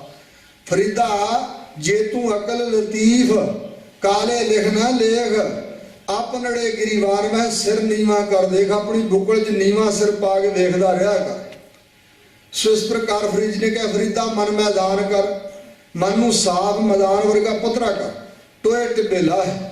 ਜਿਹੜੇ ਲੋਕਾਂ 'ਚ ਦੂਸ਼ਣ ਰੋਪਣੇ ਆ ਨਾ, ਦੂਸ਼ਣ ਦੇਖਣੇ, ਇਹ ਆਪਣੇ ਮਰਨ ਵਾਸਤੇ ਡਿੱਗਣ ਲਈ ਟੋਏ ਪੁੱਟਣੇ। ਜਿਹੜਾ ਆਪਦੇ ਗੁਣਾਂ ਦਾ ਅਹੰਕਾਰ ਕਰਨਾ, ਇਹ ਟਿੱਬੇ ਉਸਾਰਨੇ ਆ। ਆਪਣੇ ਅੰਦਰ ਨਾ ਟਿੱਬੇ ਉਸਾਰ ਤੇ ਨਾ ਟੋਏ ਪੁੱਟ। ਜੇ ਮਨ ਨੂੰ ਸਾਫ ਮੈਦਾਨ ਵਰਗਾ ਪੱਧਰਾ ਬਣਾ ਰਹੇ ਤਾਂ ਅੱਗੇ ਮੂਲ ਨਾ ਆਪਸੀ ਦੋਜਕ ਸੰਧੀ ਪਾਹੇ। ਦੋਜਕਾਂ ਦੀ ਜਿਹੜੀ ਸੰਧੀ ਮਾਰੇ, ਦੋਜਕਾਂ ਦੀ ਅੱਗ ਜਿਹੜੀ ਪਾਹੇ ਅੱਗ ਹੈ ਨਾ, ਉਹ ਤੇਰੇ ਅੱਗੇ ਨਹੀਂ ਆਏਗੀ ਤੈਨੂੰ ਸਾੜਨ ਵਾਸਤੇ। ਨਰਕਾਂ ਦੀ ਅੱਗ ਨਹੀਂ, ਅੱਗ 'ਚ ਪੈ ਕੇ ਨਹੀਂ ਸੜੇਗਾ, ਬਚ ਜਾਏਗਾ। ਇਸ ਪ੍ਰਕਾਰ ਕਬੀਰ ਜੀ ਕਹਿ ਰਹੇ, ਕਬੀਰ ਸਭ ਤੇ ਹਮ ਬੁਰੇ, ਅਸੀਂ ਸਭ ਤੋਂ ਬੁਰੇ ਹਾਂ। ਹਮ ਤੱਕ ਭਲੋ ਸਭ ਕੋਈ, ਸਾਨੂੰ ਛੱਡ ਕੇ ਸਭ ਕੋਈ ਭਲਾ ਹੀ ਆ। ਜਿਨ ਐਸਾ ਕਰ ਬੂਝਿਆ ਮੀਤ ਹਮਾਰਾ ਸੋਏ। ਜਿਸ ਨੇ ਇਸ ਤਰ੍ਹਾਂ ਕਰਕੇ ਬੁੱਝ ਲਿਆ, ਸਮਝ ਲਿਆ ਹੈ ਪਰਮੇਸ਼ਰ ਦੇ ਰਸਤੇ ਨੂੰ, ਇਹ ਸਿਮਰਨ ਤੇ ਸੇਵਾ ਦੁਆਰਾ ਹੋਈ ਅਵਸਥਾ ਆਏਗੀ। ਤਪੱਸਿਆ ਕਰਕੇ, ਯੋਗਾ ਅਭਿਆਸ ਕਰਕੇ, ਹੋਰ ਕਰਮ ਕਾਂਡ, ਦਾਨ ਪੁੰਨ ਕਰਕੇ ਤਾਂ ਮਨੁੱਖ ਹੰਕਾਰ ਕਰੀ ਜਾਂਦਾ। ਤੀਰਥ ਵਰਤ ਅਰਦਾਨ ਕਰ, ਮਨ ਮੈਂ ਧਰੈ ਗੁਮਾਨ, ਨਾਨਕ ਲੇਹ ਫੁਲ ਜਾਤ ਤੇ ਜੋ ਕੁੰਚਰ ਇਸ਼ਨਾਨ। ਸੋ ਇਸ ਪ੍ਰਕਾਰ ਕਬੀਰ ਜੀ ਤਾਂ ਹੀ ਕਹਿ ਰਹੇ ਨੇ ਕਿ ਇਸ ਗੱਲ ਨੂੰ ਧਾਰਨ ਕਰੋ। ਜਿਹਨੇ ਐਸਾ ਕਰ ਬੁੱਝਿਆ, ਜਿਨ੍ਹਾਂ ਨੇ ਇਸ ਤਰ੍ਹਾਂ ਕਰਕੇ ਬੁੱਝ ਲਿਆ ਨਾ, ਅੰਦਰੋਂ ਸਮਝ ਲਿਆ ਹੈ, ਤੇ ਸਾਡੇ ਅੰਦਰ ਵੀ ਸਾਰੇ ਦੋਸ਼ ਹੈ ਜਿਹੜੇ ਲੋਕਾਂ 'ਚ ਸਾਡੇ ਅੰਦਰ ਹੈਗੇ ਨੇ। ਖਤਰਾ ਹੀ ਖਤਰਾ, ਪਤਾ ਨਹੀਂ ਕਿਹੜੇ ਵੇਲੇ ਅੰਦਰੋਂ ਮਨ ਜਾਗ ਪਏ ਬੁਰਾ ਕਰਮ ਕਰਨ ਲਈ। ਸੋ ਇਸ ਪ੍ਰਕਾਰ ਜਿਹਨਾਂ ਨੇ ਇਸ ਤਰ੍ਹਾਂ ਕਰਕੇ ਬੁੱਝ ਲਿਆ, ਮੀਤ ਹਮਾਰਾ ਸੋ, ਸਾਡਾ ਉਹ ਮਿੱਤਰ ਹੈ, ਉਹ ਸੰਤ ਮਿੱਤਰ ਹੈ, ਉਹ ਪਰਮਾਰਥੀ ਹੈ, ਸਾਨੂੰ ਉਹ ਚੰਗਾ ਲੱਗਦਾ। ਕਬੀਰ ਆਈ ਮੁਝੇ ਪੈ ਅਨਕ ਕਰੇ ਕਰ ਭੇਸ। ਇਸ ਬਚਨ ਦੇ ਅਰਥ ਵਿਦਵਾਨਾਂ ਦੋ ਤਰ੍ਹਾਂ ਕੀਤੇ ਵੀ ਮੇਰੇ ਤੱਕ ਹਉਮੈ ਆਈ, ਹੰਕਾਰ ਜਿਹੜਾ ਸੀ ਨਾ, ਹਉਮੈ ਅੰਦਰ ਗੱਜੀ ਮੇਰੇ ਅੰਦਰ, ਮੇਰੇ ਕੋਲ ਵੀ ਆਈ ਹਉਮੈ। ਕਬੀਰ ਆਈ ਮੁਝੇ ਪੈ ਅਨਕ ਕਰੇ ਕਰ ਭੇਸ, ਅਨੇਕਾਂ ਭੇਸ ਅਨੇਕਾਂ ਢੰਗ ਤਰੀਕੇ ਲੈ ਕੇ ਧਾਰਨ ਕਰਕੇ ਆਈ। ਸੋ ਇਸ ਪ੍ਰਕਾਰ ਮੇਰੇ ਪਾਸ ਆਈ ਤਾਂ ਸਹੀ, ਅਨਕ ਕਰੇ ਪਰ ਕਰ ਭੇਸ ਹਮ ਰਾਖੇ ਕੋਰੇ ਆਪਣੇ ਉਹਨੂੰ ਕੀਨੋ ਦੇ। ਸਾਡੇ ਗੁਰੂ ਨੇ ਸਾਨੂੰ ਰੱਖ ਲਿਆ ਤਾਂ ਇਹ ਨਮਸਕਾਰ ਕਰਕੇ ਗਈ, ਹਉਮੈ ਚਲੇਗੀ, ਸਾਡੇ ਹਿਰਦੇ 'ਚ ਫਟਕ ਨਾ ਸਕੀ, ਟਿਕ ਨਾ ਸਕੀ। ਦੂਸਰਾ ਮਾਇਆ ਦਾ ਪ੍ਰਭਾਵ ਕਹਿੰਦੇ ਆ। ਸੋ ਇਹ ਵਿਕਾਰ ਹੀ ਮਾਇਆ ਦੇ ਰੂਪ ਨੇ। ਜੜ ਚੇਤਨ ਮਾਇਆ, ਇੱਕ ਤੇ ਪੈਸਾ ਧੇਲਾ ਜਾਂ ਇਹ ਪਦਾਰਥ ਛੱਤਾਂ ਇਹ ਕੋਠੇ, ਇਹ ਜੜ ਮਾਇਆ ਹੈ। ਇੱਕ ਚੇਤਨ ਮਾਇਆ ਹੈ, ਧਰਮ ਪਤਨੀ, ਅੱਗੋਂ ਪਰਿਵਾਰ ਵਧਿਆ ਹੋਇਆ। ਇਸੇ ਤਰ੍ਹਾਂ ਇੱਕ ਸੂਖਮ ਮਾਇਆ ਜਿਹੜੇ ਵਿਕਾਰ ਨੇ, ਕਾਮ ਕ੍ਰੋਧ ਮੋਹ ਲੋਭ ਹੰਕਾਰ, ਇਹ ਸਾਰਾ ਕੁਝ ਮਾਇਆ ਹੀ ਚੰਬੜੀ ਹੋਈ। ਇਸ ਮਾਇਆ ਤੋਂ ਰਹਿਤ ਹੈ ਇੱਕ ਵਾਹਿਗੁਰੂ ਪਰਮਾਤਮਾ। ਉਸ ਦਾ ਭਜਨ ਕਰਕੇ ਉਹਦੀ ਬਖਸ਼ਿਸ਼ ਨਾਲ ਅਸੀਂ ਮਾਇਆ ਦੇ ਪ੍ਰਭਾਵ ਤੋਂ ਮੁਕਤ ਹੋ ਸਕਦੇ ਹਾਂ। ਸੋ ਇੱਕ ਸਾਖੀ ਵੀ ਲਿਖੀ ਮਿਲਦੀ ਹੈ, ਲਹਿਣਾ ਸਿੰਘ ਜੀ ਕਬੀਰ ਪੰਥੀ ਹੋਇਆ ਭਾਈ ਸਾਹਿਬ, ਉਹਨਾਂ ਨੇ ਭਗਤਮਾਲਾ ਬਣਾਈ ਹੈ ਭਗਤਾਂ ਦੀ। ਉਹਦੇ 'ਚ ਪੋਥੀ 'ਚ ਭਜਨ ਲਿਖੇ ਹੋਏ ਆ ਤੇ ਕਬੀਰ ਜੀ ਦੀ ਪਰਖ ਕਰਨ ਵਾਸਤੇ ਆਈ ਮਾਇਆ, ਔਰ ਕਬੀਰ ਜੀ ਕੋਲ ਰਾਣੀ ਦਾ ਰੂਪ ਧਾਰ ਕੇ ਆਈ। ਕਹਿਣ ਲੱਗੇ ਮੈਥੋਂ 100 ਰੁਪਈਆ ਲੈ ਲਓ, ਮੇਰੀ ਤਾਣੀ ਪਹਿਲਾਂ ਬੁਣ ਦਿਓ। ਕਬੀਰ ਜੀ ਕਹਿਣ ਲੱਗੇ ਨਹੀਂ ਬੀਬੀ ਜੀ, ਜੋ ਪਹਿਲਾਂ ਦੇ ਕੇ ਗਿਆ ਹੈ ਉਹਦੀ ਪਹਿਲਾਂ ਬੁਣਾਂਗੇ, ਇਹ ਪੈਸੇ ਅਸੀਂ ਇੰਜ ਨਹੀਂ ਲੈਂਦੇ ਜ਼ਿਆਦਾ, ਜੋ ਸਾਡੀ ਮਿਹਨਤ ਬਣਦੀ ਹੈ ਨਾ ਤਾਣੀਆਂ ਬੁਣਨ ਦੀ, ਉਨੀ ਲੈਂਦੇ ਅਸੀਂ। ਇਸ ਪ੍ਰਕਾਰ ਧਰਮ 'ਚ ਪੱਕੇ ਸੀ ਨਾ ਕਬੀਰ ਜੀ, ਭਗਤ ਬੰਦੇ ਸੀ, ਉਹਨਾਂ ਨੇ ਕੌਣ ਡੁਲਾ ਸਕਦਾ ਸੀ। ਫਿਰ ਉਹਨੇ ਹੋਰ ਹਾਵ ਭਾਵ ਕਰਕੇ ਵਿਖਾਏ। ਉਹਦੀ ਜਿਹੜੀ ਕੁਨਾਲੀ ਸੀ ਉਹ ਮੋਹਰਾਂ ਨਾਲ ਭਰ ਦਿੱਤੀ, ਜਿਹੜੀ ਜਿਹਨੂੰ ਹੱਥ ਲਾਏ ਸੋਨਾ ਬਣਾ ਦੇ। ਕਬੀਰ ਜੀ ਫਿਰ ਪਛਾਣ ਗਏ, ਕਮਾਲਿਆ ਛੁਰੀ ਲਿਆਈ, ਔਰ ਇਸ ਪ੍ਰਕਾਰ ਲਿਆਂਦੀ, ਥੋੜਾ ਜਿਹਾ ਨੱਕ ਤੇ ਕੰਨ ਵੱਢ ਕੇ ਭਜਾਈ, ਦੌੜ ਜਾ ਇੱਥੋਂ, ਭਗਤਾਂ ਨੂੰ ਤੂੰ ਨਹੀਂ ਛੱਡ ਸਕਦੀ। ਜੇ ਕੋਈ ਕਵੇ ਇੰਜ ਨਹੀਂ ਹੁੰਦਾ ਤੇ ਅਜੇ ਥੋੜੇ ਚਿਰ ਦੀ ਗੱਲ ਹੈ, 1983 ਸ੍ਰੀ ਛੱਡਿਆ ਬਾਬਾ ਹਰਨਾਮ ਸਿੰਘ ਰਾਮਪੁਰ ਖੇੜੇ ਵਾਲਿਆਂ ਨੇ। ਉਹਨਾਂ ਦੇ ਜੀਵਨ ਦਾ ਬਚਨਾ ਕਹਿੰਦੇ, ਇੱਥੇ ਜਦੋਂ ਰਾਮਪੁਰ ਖੇੜਾ ਥਾਂ ਆਜ਼ਾਦ ਕੀਤਾ ਨਾ, ਅਸੀਂ ਆਬਾਦ ਕੀਤਾ, ਇੱਥੇ ਬੈਠੇ ਹੋਏ ਸ਼ਾਮਾਂ ਨੂੰ ਅਸੀਂ ਬਾਣੀ ਪੜ੍ਹੀਏ ਤੇ ਇੱਕ ਬਿਰਧ ਮਾਈ ਤੁਰੀ ਹੈ। ਅਸੀਂ ਵੇਖਣ ਲੱਗ ਪਏ ਵੀ ਇਹ ਨੇੜੇ ਕਿਸੇ ਪਿੰਡ ਦੀ ਮਾਈ ਨਹੀਂ, ਅੱਗੇ ਨਹੀਂ ਕਦੇ ਮਿਲੀ, ਤੇ ਇਹ ਇਕੱਲੀ ਇਸ ਵੇਲੇ ਕਿੱਧਰ ਆ ਗਈ। ਜਦੋਂ ਅਸੀਂ ਵੇਖਦੇ ਸੀ ਤੇ ਥੋੜਾ ਜਿਹਾ ਧਿਆਨ ਉਕਿਆ ਜਿਸ ਵੇਲੇ, ਤੇ ਉਹਨੇ ਨੌਜਵਾਨ ਰਾਣੀ ਦਾ ਬੀਬੀ ਦਾ ਰੂਪ ਧਾਰ ਲਿਆ, ਗਹਿਣੇ ਗੱਟੇ ਪਾਏ, ਸੂਈ ਸੂਟ ਪਾਇਆ ਹੋਇਆ ਤੇ ਬੜਾ ਸੁੰਦਰ ਸਰੂਪ। ਉਸ ਵੇਲੇ ਕਹਿੰਦੇ ਸਾਡੇ ਮਨ 'ਚ ਇਹ ਗੱਲ ਹੈ ਵੀ ਹਰਨਾਮ ਸਿੰਘ ਇਹ ਤਾਂ ਮਾਇਆ ਜਾਪਦੀ ਹੈ, ਜਿਹੜੀ ਪੁਨ੍ਹਾ ਰੂਪ ਬਦਲਾਉਂਦੀ ਹੈ ਮਾਇਆ। ਤੇ ਉਸ ਵੇਲੇ ਖਿਆਲ ਫਿਰ ਆਇਆ ਵੀ ਅਸੀਂ ਗੁਰੂ ਦੇ ਸਿੱਖ ਹਾਂ, ਮਹਾਰਾਜ ਦੀ ਬਾਣੀ ਪੜ੍ਹ ਰਹੇ ਹਾਂ, ਸਾਨੂੰ ਇਹ ਕੀ ਕਰੇਗੀ। ਫਿਰ ਅਗਲਾ ਖਿਆਲ ਆਇਆ ਵੀ ਨਹੀਂ, ਹਰਨਾਮ ਸਿੰਘ ਹੈ ਗੁਰੂ ਕੀ ਬਾਣੀ 'ਚ ਲਿਖਿਆ ਬੜੀ ਸ਼ਕਤੀਸ਼ਾਲੀ ਹੈ, ਇਹਦੇ ਤੋਂ ਸਤਿਗੁਰੂ ਜੀ ਬਚਾ ਸਕਦੇ। ਉਸੇ ਵੇਲੇ ਕਹਿੰਦੇ ਸਾਡੇ ਮਨ 'ਚੋਂ ਫਰਿਆਦ ਨਿਕਲੀ, ਅਸੀਂ ਹੱਥ ਜੋੜੇ ਕਿ ਸਤਿਗੁਰੂ ਜੀ ਇਹ ਤਾਂ ਆਈ ਸਾਨੂੰ ਛੱਡਣ ਵਾਸਤੇ, ਤੁਸੀਂ ਕਿਰਪਾ ਕਰਕੇ ਬਚਾਓ। ਤਾਂ ਧੰਨ ਗੁਰੂ ਗੋਬਿੰਦ ਸਿੰਘ ਸਾਹਿਬ ਮਹਾਰਾਜ ਪ੍ਰਗਟ ਹੋ ਕੇ ਸਾਡੇ ਸੀਸ ਤੇ ਹੱਥ ਰੱਖਿਆ, ਕਹਿਣ ਲੱਗੇ ਹਰਨਾਮ ਸਿੰਘਾ ਕੁਝ ਨਹੀਂ ਕਹਿੰਦੀ। ਜਦੋਂ ਇੰਜ ਕਿਹਾ ਤੇ ਉਸੇ ਵੇਲੇ ਸ਼ਾਈਮਾਈ ਹੋ ਗਈ, ਅਲੋਪ ਹੋ ਗਈ। ਸੋ ਇਸ ਪ੍ਰਕਾਰ ਇਹ ਪਰਖ ਕਰਨ ਵਾਸਤੇ ਆਉਂਦੀ ਹੈ ਭਗਤਾਂ ਦੀ। ਕਬੀਰ ਆਈ ਮੁਝੇ ਪੈ, ਸਾਡੇ ਵਾਸ ਤੱਕ ਵੀ ਆਈ ਚੜ ਕੇ ਸਾਡੇ ਤੇ, ਔਰ ਅਨਕ ਕਰੇ ਕਰ ਭੇਸ, ਨੇਕਾ ਲਿਬਾਸ ਭੇਖ, ਹਾਵ ਭਾਵ ਕਰਨ ਲੱਗੀ। ਔਰ ਕੀ ਹੋਇਆ ਫਿਰ, ਹਮ ਰਾਖੈ ਗੁਰ ਆਪਣੇ ਉਨ ਕੀਨੋ ਆਦੇਸ਼। ਸਾਨੂੰ ਸਾਡੇ ਗੁਰੂ ਰਾਮਾਨੰਦ ਜੀ ਨੇ ਜਿਹੜਾ ਭਜਨ ਦਾ ਪਾਠ ਪੜ੍ਹਾਇਆ ਸੀ, ਸਿਮਰਨ ਦਾ, ਉਸ ਦੀ ਬਦੌਲਤ ਅਸੀਂ ਵਾਹਿਗੁਰੂ ਦਾ ਭਜਨ ਕਰਦੇ ਹੋਏ, ਮਹਾਰਾਜ ਦੇ ਨਾਮ ਦੀ ਬਦੌਲਤ ਪ੍ਰਤਾਪ ਨਾਲ ਅਸੀਂ ਬਚ ਗਏ। ਇਸੇ ਪ੍ਰਕਾਰ ਗੁਰੂ ਨਾਨਕ ਸਾਹਿਬ ਵੀ ਮਿਲੇ ਆ ਕਬੀਰ ਜੀ ਨੂੰ। 5 ਕੋਸੀ ਤੋਂ ਕਾਸ਼ੀ ਨੂੰ ਜਾ ਰਹੇ ਸੀ, 106 ਸਾਲ ਦੀ ਉਮਰ ਸੀ ਕਬੀਰ ਜੀ ਦੀ, ਉੱਥੇ ਗੁਰੂ ਨਾਨਕ ਸਾਹਿਬ ਮਿਲੇ ਹਨ। ਔਰ ਇਸ ਪ੍ਰਕਾਰ ਫਿਰ ਨਿਰਗੁਣ ਬ੍ਰਹਮ ਦੇ ਉਪਾਸ਼ਕ ਬਣ ਗਏ। ਉਦੋਂ ਹੀ ਸਤਿਗੁਰੂ ਜੀ ਕਬੀਰ ਜੀ ਦੇ ਸ਼ਲੋਕ ਲੈ ਕੇ ਆਏ, ਜਿਵੇਂ ਲਿਖਿਆ ਆ, ਕੁਝ ਵਿਦਵਾਨਾਂ ਲਿਖਿਆ ਗੁਰੂ ਅਰਜਨ ਸਾਹਿਬ ਜੀ ਨੇ ਇਹ ਸ਼ਲੋਕ ਮੰਗਵਾਏ ਸੀ। ਇਸ ਪ੍ਰਕਾਰ ਦੇ ਕੁਝ ਧਾਰਨਾ ਇਤਿਹਾਸ ਵਿੱਚ ਹਨ। ਇਉਂ ਸਤਿਗੁਰੂ ਨਾਨਕ ਦੇਵ ਮਹਾਰਾਜ ਨੇ ਕਹਿੰਦੇ ਸਾਨੂੰ ਰੱਖ ਲਿਆ ਹੈ, ਉਹਨ ਕੀਨੋ ਦੇਸ ਦੇਸ ਨਮਸਕਾਰ ਕਰਕੇ ਗਈ ਹੈ, ਇਹਦਾ ਬਲ ਨਹੀਂ ਸਾਡੇ ਤੇ ਹੋ ਸਕਿਆ, ਪੈ ਸਕਿਆ। ਕਬੀਰ ਸੋਈ ਮਾਰੀਐ ਜੈ ਮੂਹੇ ਸੁਖ ਹੋਏ। ਜੀ ਕਹਿੰਦੇ ਉਸ ਨੂੰ ਮਾਰਨਾ ਚਾਹੀਦਾ, ਹੰਗਤਾ ਨੂੰ, ਅਗਿਆਨ ਨੂੰ, ਵਿਕਾਰਾਂ ਨੂੰ, ਜਿਸ ਦੇ ਮਾਰਿਆ ਸੁਖ ਹੋਵੇ। ਹੋਰਨਾਂ ਨੂੰ ਕੀ ਮਾਰਨਾ, ਕਹਿੰਦੇ ਜੀਆਂ ਨੂੰ। ਜੇ ਮਾਰਨਾ ਹੀ ਹੈ ਤੇ ਆਪ ਦੇ ਅੰਦਰੋਂ ਹੰਕਾਰ ਨੂੰ ਮਾਰ ਲਈਏ। ਮਾਇਆ ਦੇ ਪ੍ਰਭਾਵ ਨੂੰ ਮਾਰ ਲਈ, ਜਿਸ ਦੇ ਮਰਨ ਨਾਲ ਜਾਂ ਮਨ ਮਾਰ ਲਈਏ। ਸੋ ਇਸ ਮਨ ਦੇ ਮਾਰਿਆ ਕਹਿੰਦੇ ਆਤਮਿਕ ਸੁਖ ਹੋਵੇਗਾ। ਭਲੋ ਭਲੋ ਸਭ ਕੋ ਕਹੈ ਬੁਰੋ ਨਾ ਮਾਨੈ ਕੋਇ। ਜਿਹੜਾ ਹੰਕਾਰ ਨੂੰ ਮਾਰ ਲੈਂਦਾ, ਆਪਣੇ ਮਨ ਨੂੰ ਮਾਰ ਲੈਂਦਾ, ਉਹਨੂੰ ਕੋਈ ਬੁਰਾ ਨਹੀਂ ਕਹਿੰਦਾ। ਸੋ ਸਾਰੇ ਲੋਕ ਭਲਾ ਭਲਾਈ ਕਹਿੰਦੇ ਆ ਵੀ ਇਹ ਤਾਂ ਦੇਵਤਾ ਆਦਮੀ ਹੈ, ਸ਼ੁਭ ਕਰਮੀ ਬੰਦੇ ਨੂੰ ਸਾਰੇ ਜਗਤ ਦੇ ਲੋਕ ਵੀ ਸਲਾਹੁੰਦੇ ਹਨ। ਇਸ ਦੁਨੀਆ ਵਿੱਚ ਵਡਿਆਈ, ਇੱਥੇ ਮਿਲਣ ਵਡਿਆਈਆਂ, ਦਰਗਾਹ ਮੋਖ ਦੁਆਰ, ਭਗਤਾਂ ਦਾ ਆਦਰ ਮਾਣ ਹੁੰਦਾ। ਇਸ ਪ੍ਰਕਾਰ ਸਾਰੇ ਲੋਕ ਭਲਾ ਭਲਾਈ ਕਹਿਣਗੇ, ਬੁਰਾ ਨਹੀਂ ਕੋਈ ਵੀ ਮੰਨਦਾ। ਕਬੀਰ ਰਾਤੀ ਹੋਵੇ ਕਾਰੀਆਂ ਕਾਰੈ ਉਬੈ ਜੰਤ। ਕਬੀਰ ਜੀ ਕਹਿੰਦੇ ਜਦੋਂ ਕਾਲੀਆਂ ਬੋਲੀਆਂ ਰਾਤਾਂ ਹੁੰਦੀਆਂ, ਅਮੱਸਿਆ ਦੀ ਰਾਤ ਜਿਵੇਂ ਕਾਲੀ ਹੁੰਦੀ ਹੈ, ਉਸ ਵੇਲੇ ਜਿਹੜੇ ਕਾਲੇ ਚੋਰ ਲੋਕ ਹੈ ਉਹ ਜੰਤ ਜੀਵ ਉਭੇ ਸਾਵਧਾਨ ਹੋ ਜਾਂਦੇ, ਤਤਪਰ ਹੋ ਜਾਂਦੇ ਮਾੜੇ ਕਰਮ ਕਰਨ ਨੂੰ, ਲੁੱਟਾਂ ਚੋਰੀਆਂ ਕਰਨ ਵਾਸਤੇ। ਲੈ ਪਾਹੈ ਉਠ ਧਾਵਤੇ ਸੇ ਜਾਨ ਮਾਰੇ ਭਗਵੰਤ। ਉਹ ਜਿਹੜੇ ਚੋਰੀਆਂ ਆਦਿ ਬੁਰੇ ਕਰਮ ਕਰਨ ਜਾਂਦੇ, ਮਨ ਨੂੰ ਫਾਹੇ ਲੈ ਕੇ ਆਪਣੇ ਵਾਸਤੇ ਦੌੜੇ ਭੱਜੇ ਫਿਰਦੇ ਆ। ਜਿਹੜੇ ਮਾੜੇ ਕਰਮ ਆਪਣੇ ਵਾਸਤੇ ਫਾਹੇ ਕੱਤਣੇ ਹਨ, ਔਰ ਮੰਨ ਲਓ ਉਹ ਭਗਵੰਤ ਪਰਮੇਸ਼ਰ ਦੇ ਮਾਰੇ ਹੋਏ ਆ। ਇਸੇ ਪ੍ਰਕਾਰ ਰਾਤੀ ਹੋਵੇ ਕਾਲੀਆਂ, ਜਿਹੜੀਆਂ ਮਨੁੱਖਾ ਜਨਮ ਦੀ ਉਮਰ ਹੈ ਸਾਡੀ, ਇਹ ਕਈ ਲੋਕਾਂ ਦੀਆਂ ਸਾਰੀਆਂ ਉਮਰਾਂ ਜਿਹੜੀਆਂ ਕਾਲੀਆਂ ਲੰਘ ਜਾਂਦੀਆਂ ਮਾੜੇ ਕਰਮ ਕਰਦੇ ਆ। ਤੇ ਉਹਨਾਂ ਕਾਲੀਆਂ ਬੋਲੀਆਂ ਉਮਰ ਰੂਪੀ ਰਾਤਾਂ ਵਿੱਚ ਜੀਵ ਵੀ ਪਾਪਾਂ ਕਰਕੇ ਕਾਲੇ ਹੋਏ ਨੇ। ਤੇ ਉਹ ਕਾਲੇ ਮਨਾਂ ਵਾਲੇ ਜੀਵ ਉਭੇ ਸਾਵਧਾਨ ਹੋ ਕੇ ਮਾੜੇ ਕਰਮ ਕਰਦੇ ਆ, ਮੋੜ ਹੋ ਕੇ ਚੱਲਦੇ ਆ, ਗੁਰਾਂ ਪੀਰਾਂ ਦਾ ਉਪਦੇਸ਼ ਨਹੀਂ ਮੰਨਦੇ। ਲੈ ਫਾਹੇ ਉਠ ਧਾਵ ਤੇ ਮਾਨੋ ਸਮਝਦੇ ਵੀ ਲੋਕਾਂ ਵਾਸਤੇ ਅਸੀਂ ਫਾਹੀਆਂ ਪਾਉਂਦੇ, ਪਰ ਆਪਣੇ ਗਲ ਪਾ ਰਹੇ ਆ। ਸੇ ਜਾਨ ਮਾਰੇ ਭਗਵੰਤ, ਉਹ ਮੰਨ ਲਓ ਕਿ ਭਗਵੰਤ ਪਰਮੇਸ਼ਰ ਦੇ ਪਹਿਲਾਂ ਹੀ ਮਾਰੇ ਹੋਏ ਆ। ਨਾਨਕ ਮੋਇਆ ਕਿਆ ਮਾਰਨਾ, ਜੇ ਆਪ ਮਾਰੇ ਗੋਬਿੰਦ। ਜਿਹੜੇ ਰੱਬ ਦੇ ਮਾਰੇ ਉਹਨਾਂ ਨੂੰ ਹੋਰ ਕੀ ਮਾਰਨਾ ਹੈ। ਇਸ ਪ੍ਰਕਾਰ ਆਪ ਜੀ ਨੇ ਚਾਰ ਸ਼ਲੋਕ ਹੋ ਗਏ। 10ਵੇਂ ਸ਼ਲੋਕ ਤੱਕ ਆਪ ਜੀ ਨੇ ਇਹ ਵਿਆਖਿਆ ਵਿਚਾਰ ਗੁਰੂ ਕਿਰਪਾ ਸਦਕਾ ਸੁਣੀ, ਜੋ ਸਤਿਗੁਰਾਂ ਨੇ ਸੌਦਾਤ ਬਖਸ਼ੀ ਹੈ। ਉਹਦੇ ਅਨੁਸਾਰ ਆਪ ਜੀ ਨੇ ਜੋ ਸਤਿਗੁਰਾਂ ਨੇ ਬੁਲਾਇਆ ਹੈ ਉਹ ਆਪ ਜੀ ਨੇ ਸਰਵਣ ਕੀਤਾ। ਭੁੱਲਾਂ ਚੁੱਕਾਂ ਸਤਿਗੁਰੂ ਮਹਾਰਾਜ ਤੇ ਆਪ ਸੰਗਤ ਨੇ ਖਿਮਾ ਕਰਨੀਆਂ। ਹੁਣ ਮੈਂ ਬੇਨਤੀ ਕਰਾਂਗਾ ਬਾਕੀ ਸੰਗਤ ਹਾਜ਼ਰ ਰਵੇ। ਮੈਨੂੰ ਇਹਨਾਂ ਸਿੰਘਾਂ ਨੇ ਦੂਰ ਛੱਡਣ ਵਾਸਤੇ ਜਾਣਾ ਹੈ ਤੇ ਵਾਪਸ ਵੀ ਆਉਣਾ, ਫਿਰ ਇਹਨਾਂ ਨੇ ਕੱਲ ਨੂੰ ਕੰਮਾਂ ਧੰਦਿਆਂ ਤੇ ਜਾਣਾ। ਇਸ ਕਰਕੇ ਇਹਨਾਂ ਦੀ ਮਜਬੂਰੀ ਖਾਤਰ ਬੇਨਤੀ ਹੈ ਕਿ ਭਾਈ ਸਾਹਿਬ ਜੀ ਆਨੰਦ ਸਾਹਿਬ ਦਾ ਪਾਠ ਕਰ ਦੇਣਗੇ ਤੇ ਬਾਕੀ ਸੰਗਤ ਹਾਜ਼ਰ ਰਹਿਣ। ਜਿਨ੍ਹਾਂ ਨੇ ਜਾਣਾ ਜ਼ਰੂਰੀ ਉਹ ਸਿੰਘ ਚਲੇ ਜਾਣ। ਹਾਂਜੀ, ਪੜ੍ਹ ਦਿਓ। ਕਬੀਰ ਰਾਤੀ ਹੋਵੇ ਕਾਰੀਆਂ ਕਾਰੈ ਉਬੇ ਜੰਤ। ਲੈ ਵਾਹੇ ਉਠ ਧਾਵਤੇ ਸੇ ਜਾਨ ਮਾਰੇ ਭਗਵੰਤ। ਵਾਹਿਗੁਰੂ ਜੀ ਕਾ ਖਾਲਸਾ, ਵਾਹਿਗੁਰੂ